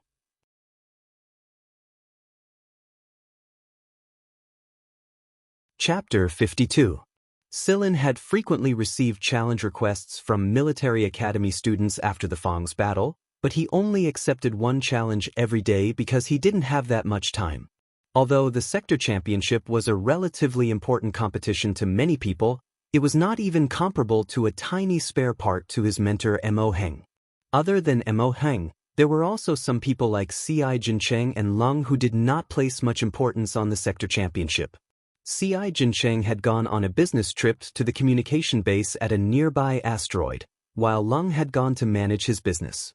Some of Planet 7 Light's supplies came from Andriara's family, and because the Sector Championship was approaching, the demand for certain items had begun to skyrocket. More than half of the necessities such as microcomputers and sensors were supplied by Andriara, and then 7 Lights would sell them to the students. Lung was probably collecting money even in his dreams right now. The sector championship was nothing but a money-making tool to him. During the first 3 days after he registered on the sector championship platform, every time Silin logged on, he would discover a huge pile of challenge requests in his inbox, and all of them were from the military academies. The third military academy was the only one on the first day, but by the second day, the other 3 military academies had jumped out as well. Silin only picked a random person to fight, slept until the next day after the battle, and then went to the research division to complete Mo Heng's assignment. It was only during these 3 days that Silin fought on the sector championship platform, and on the 4th day, Silin was ordered by Mo Heng to stay at the research division to complete a large mechanical assembly. It would probably take a few days.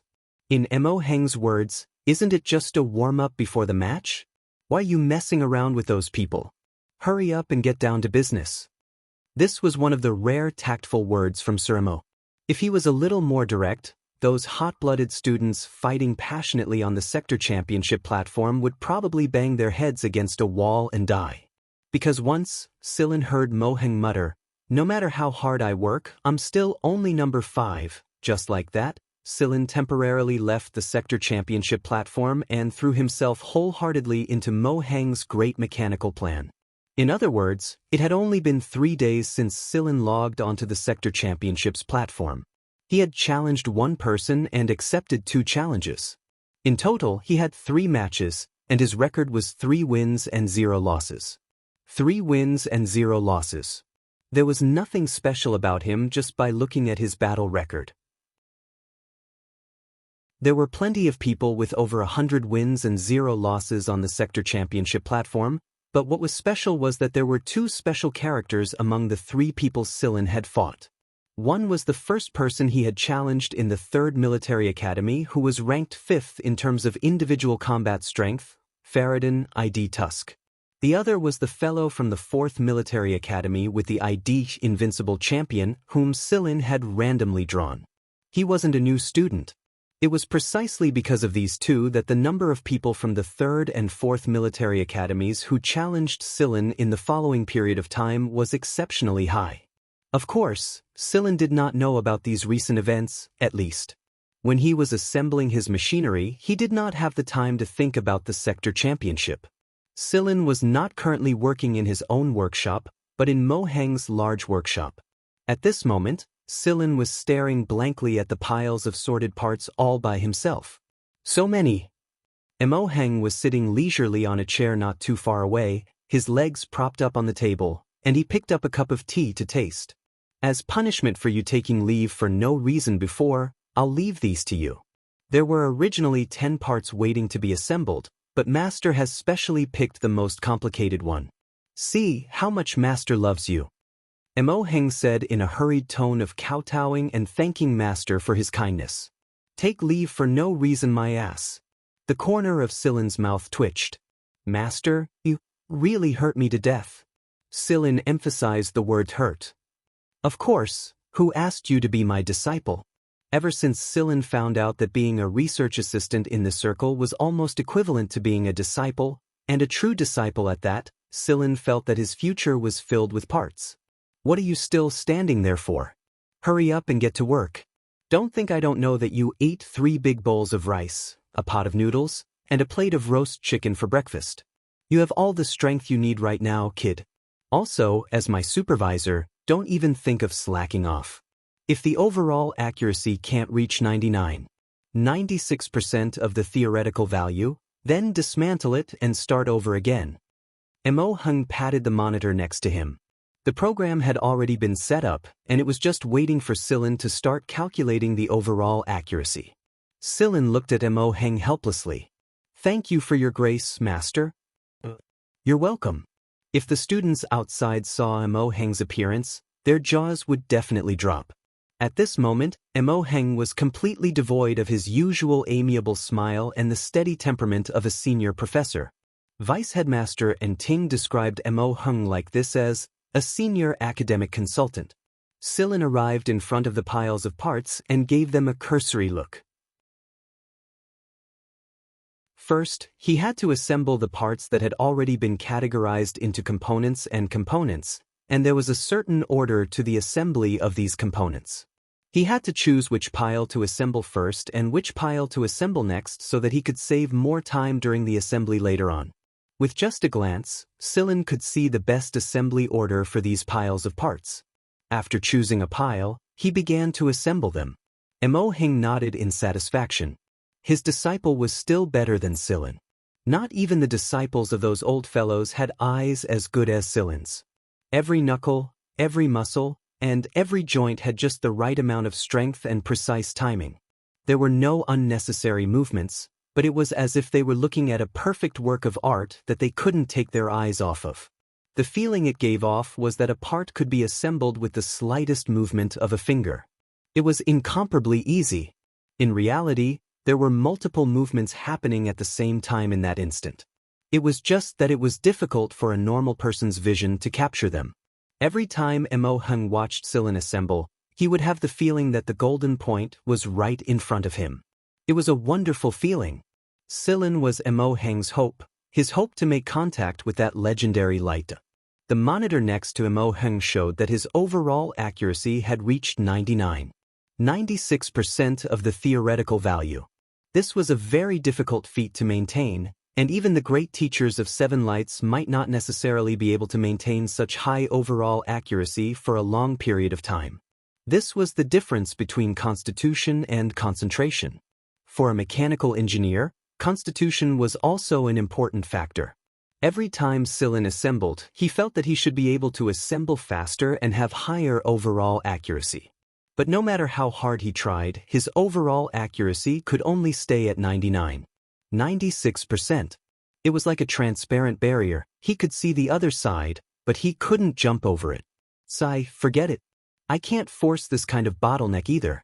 If I accidentally shake my hand and my overall accuracy drops to 95%, then according to Emoheng's standards, the entire part will have to be dismantled and reassembled. Dismantled and reassembled? Suddenly, Silin felt a blurry light flash through the darkness. Dismantle and reassemble, dismantle and reassemble. Emoheng was watching with great interest at first. He was sighing at his disciple's powerful assembly talent and feeling pleased with himself on the inside. But in the next moment, he saw Silin suddenly stop what he was doing and stand there motionlessly as if he was stunned.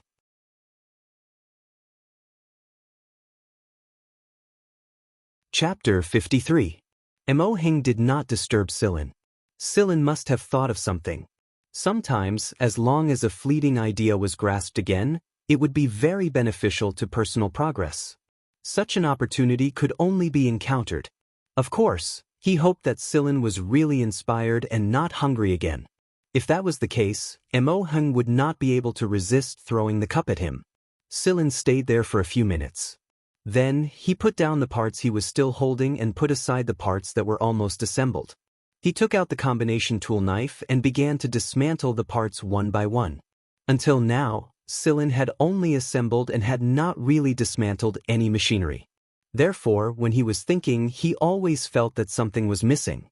The so-called mastery was to have a more comprehensive and thorough understanding. Forward and backward, assembly and disassembly, they should all be more thoroughly understood and practiced. During the process of dismantling, Silin could think from a different angle and analyze the machinery. It turned out that this was what he had been missing all along. Every time Silin swept his eyes across an assembled machine, the only thing he would think about was how it was assembled. He never thought about how he should dismantle the machine, which direction he should start from, which part he should start from, and what order he should follow. Reverse deduction, reverse speculation, just like anti-tracking during hunting, should be on the same level as forward thinking, but it was often ignored. Divergent thinking and convergent thinking played an equally important role. Silin's dismantling was not slow either. Almost all one could see was Silin holding the tool knife and making a casual cut. The parts that were originally assembled as a solid whole were all separated. Every angle of force applied meant whether the dismantled parts were intact or deformed. The parts that Silin dismantled fully explained the ability of the disassembler. On the parts, as long as the tool knife touched them, there would more or less be traces left. They might not be visible to the naked eye, but they definitely existed. Even the slightest change in a part would affect its precision. Therefore, during the process of dismantling, Sillin tried his best to reduce the number of times he used the knife. Therefore, there was a flash of the knife and several pieces were dismantled. Mo Hung looked at Sillin's movements and nodded to himself. Sure enough, he was inspired and not hungry. After Sillin disassembled the parts that were almost fully assembled, he sat on the ground and tossed the parts up, caught them, tossed them up again, caught them again, tossed them up again. Then he put the parts aside and lay on the ground, staring at the ceiling. In his mind, the parts were scattered all over the place, then assembled one by one. After assembling, they separated, disassembled, assembled, disassembled, assembled. After thinking for a moment, Sillin crawled to his feet and began to assemble. Unlike before, Sillin would toss a few parts into the air when he was assembling, and when the parts fell to the assembly point, Sillin's hand would flash, and the parts would be firmly attached to it. At first glance, it looked as if the parts were being tossed into the air and then falling back down. If one looked closely, they would see that the parts were falling in a certain order. At the same time, during the assembly, Sillin made improvements in 3 areas. This was a shortcut discovered during the reverse process. A string of data appeared on the screen. The overall accuracy is 96% of the theoretical value. The overall accuracy is 96% of the theoretical value. The overall accuracy is 97% of the theoretical value. The overall accuracy is 97% of the theoretical value. The overall accuracy is 97% of the theoretical value. The overall accuracy is 97% of the theoretical value. The overall accuracy is 97% of the theoretical value. Mo Hung was so excited that his face turned red. Genius! Sillin was definitely a genius. How long had it been since Sillin started formal education in mechanical assembly? The overall accuracy of the assembly was almost on par with a veteran like Mo Hung, who had been immersed in this field for many years. He was also one of the best in the entire Galactic Alliance. In such a short period of time, the overall accuracy had improved from 95% to 97%. Then, how long would it take to reach 98%? Sillin was completely immersed in that world. He was assembling piles and piles of sorted parts into parts, and then assembling these parts into a complete body. Mo Hung had been watching Sillin's assembly all this time and didn't look at the calculation screen again. Sillin's series of assembly could absolutely be used as an excellent teaching example. However, he didn't know how much other people could learn from it. It was a test of a person's eyesight and active thinking. Throughout the day, Sillin did not stop. Mo Hung sat there and watched Sillin assemble. Neither of them ate lunch, nor did they have the intention to stop. When Sillin finished assembling the last part, he checked it and pressed the switch. The machine continued to change forms. The movements were smooth and there were no other noises or suspicious sounds. "There's no need to check. It's completely qualified," Mo Hung said. He could not hide the excitement in his voice. Just as he was about to get up and take a good look, he realized, ouch, it's numb. Mo Hung rubbed his legs. He had been in the same position for too long. Only now did he realize that his legs were numb. "Sillin, hurry up and help me up. Calm down a little. Sit down first." Sillin walked over and put 2 chairs side by side. He slowly placed Mo Hung's legs on them and began to massage them. "Sigh, I'm so old and useless." Mo Hung sighed. "I saw that you were quite imposing when you were scolding people yesterday.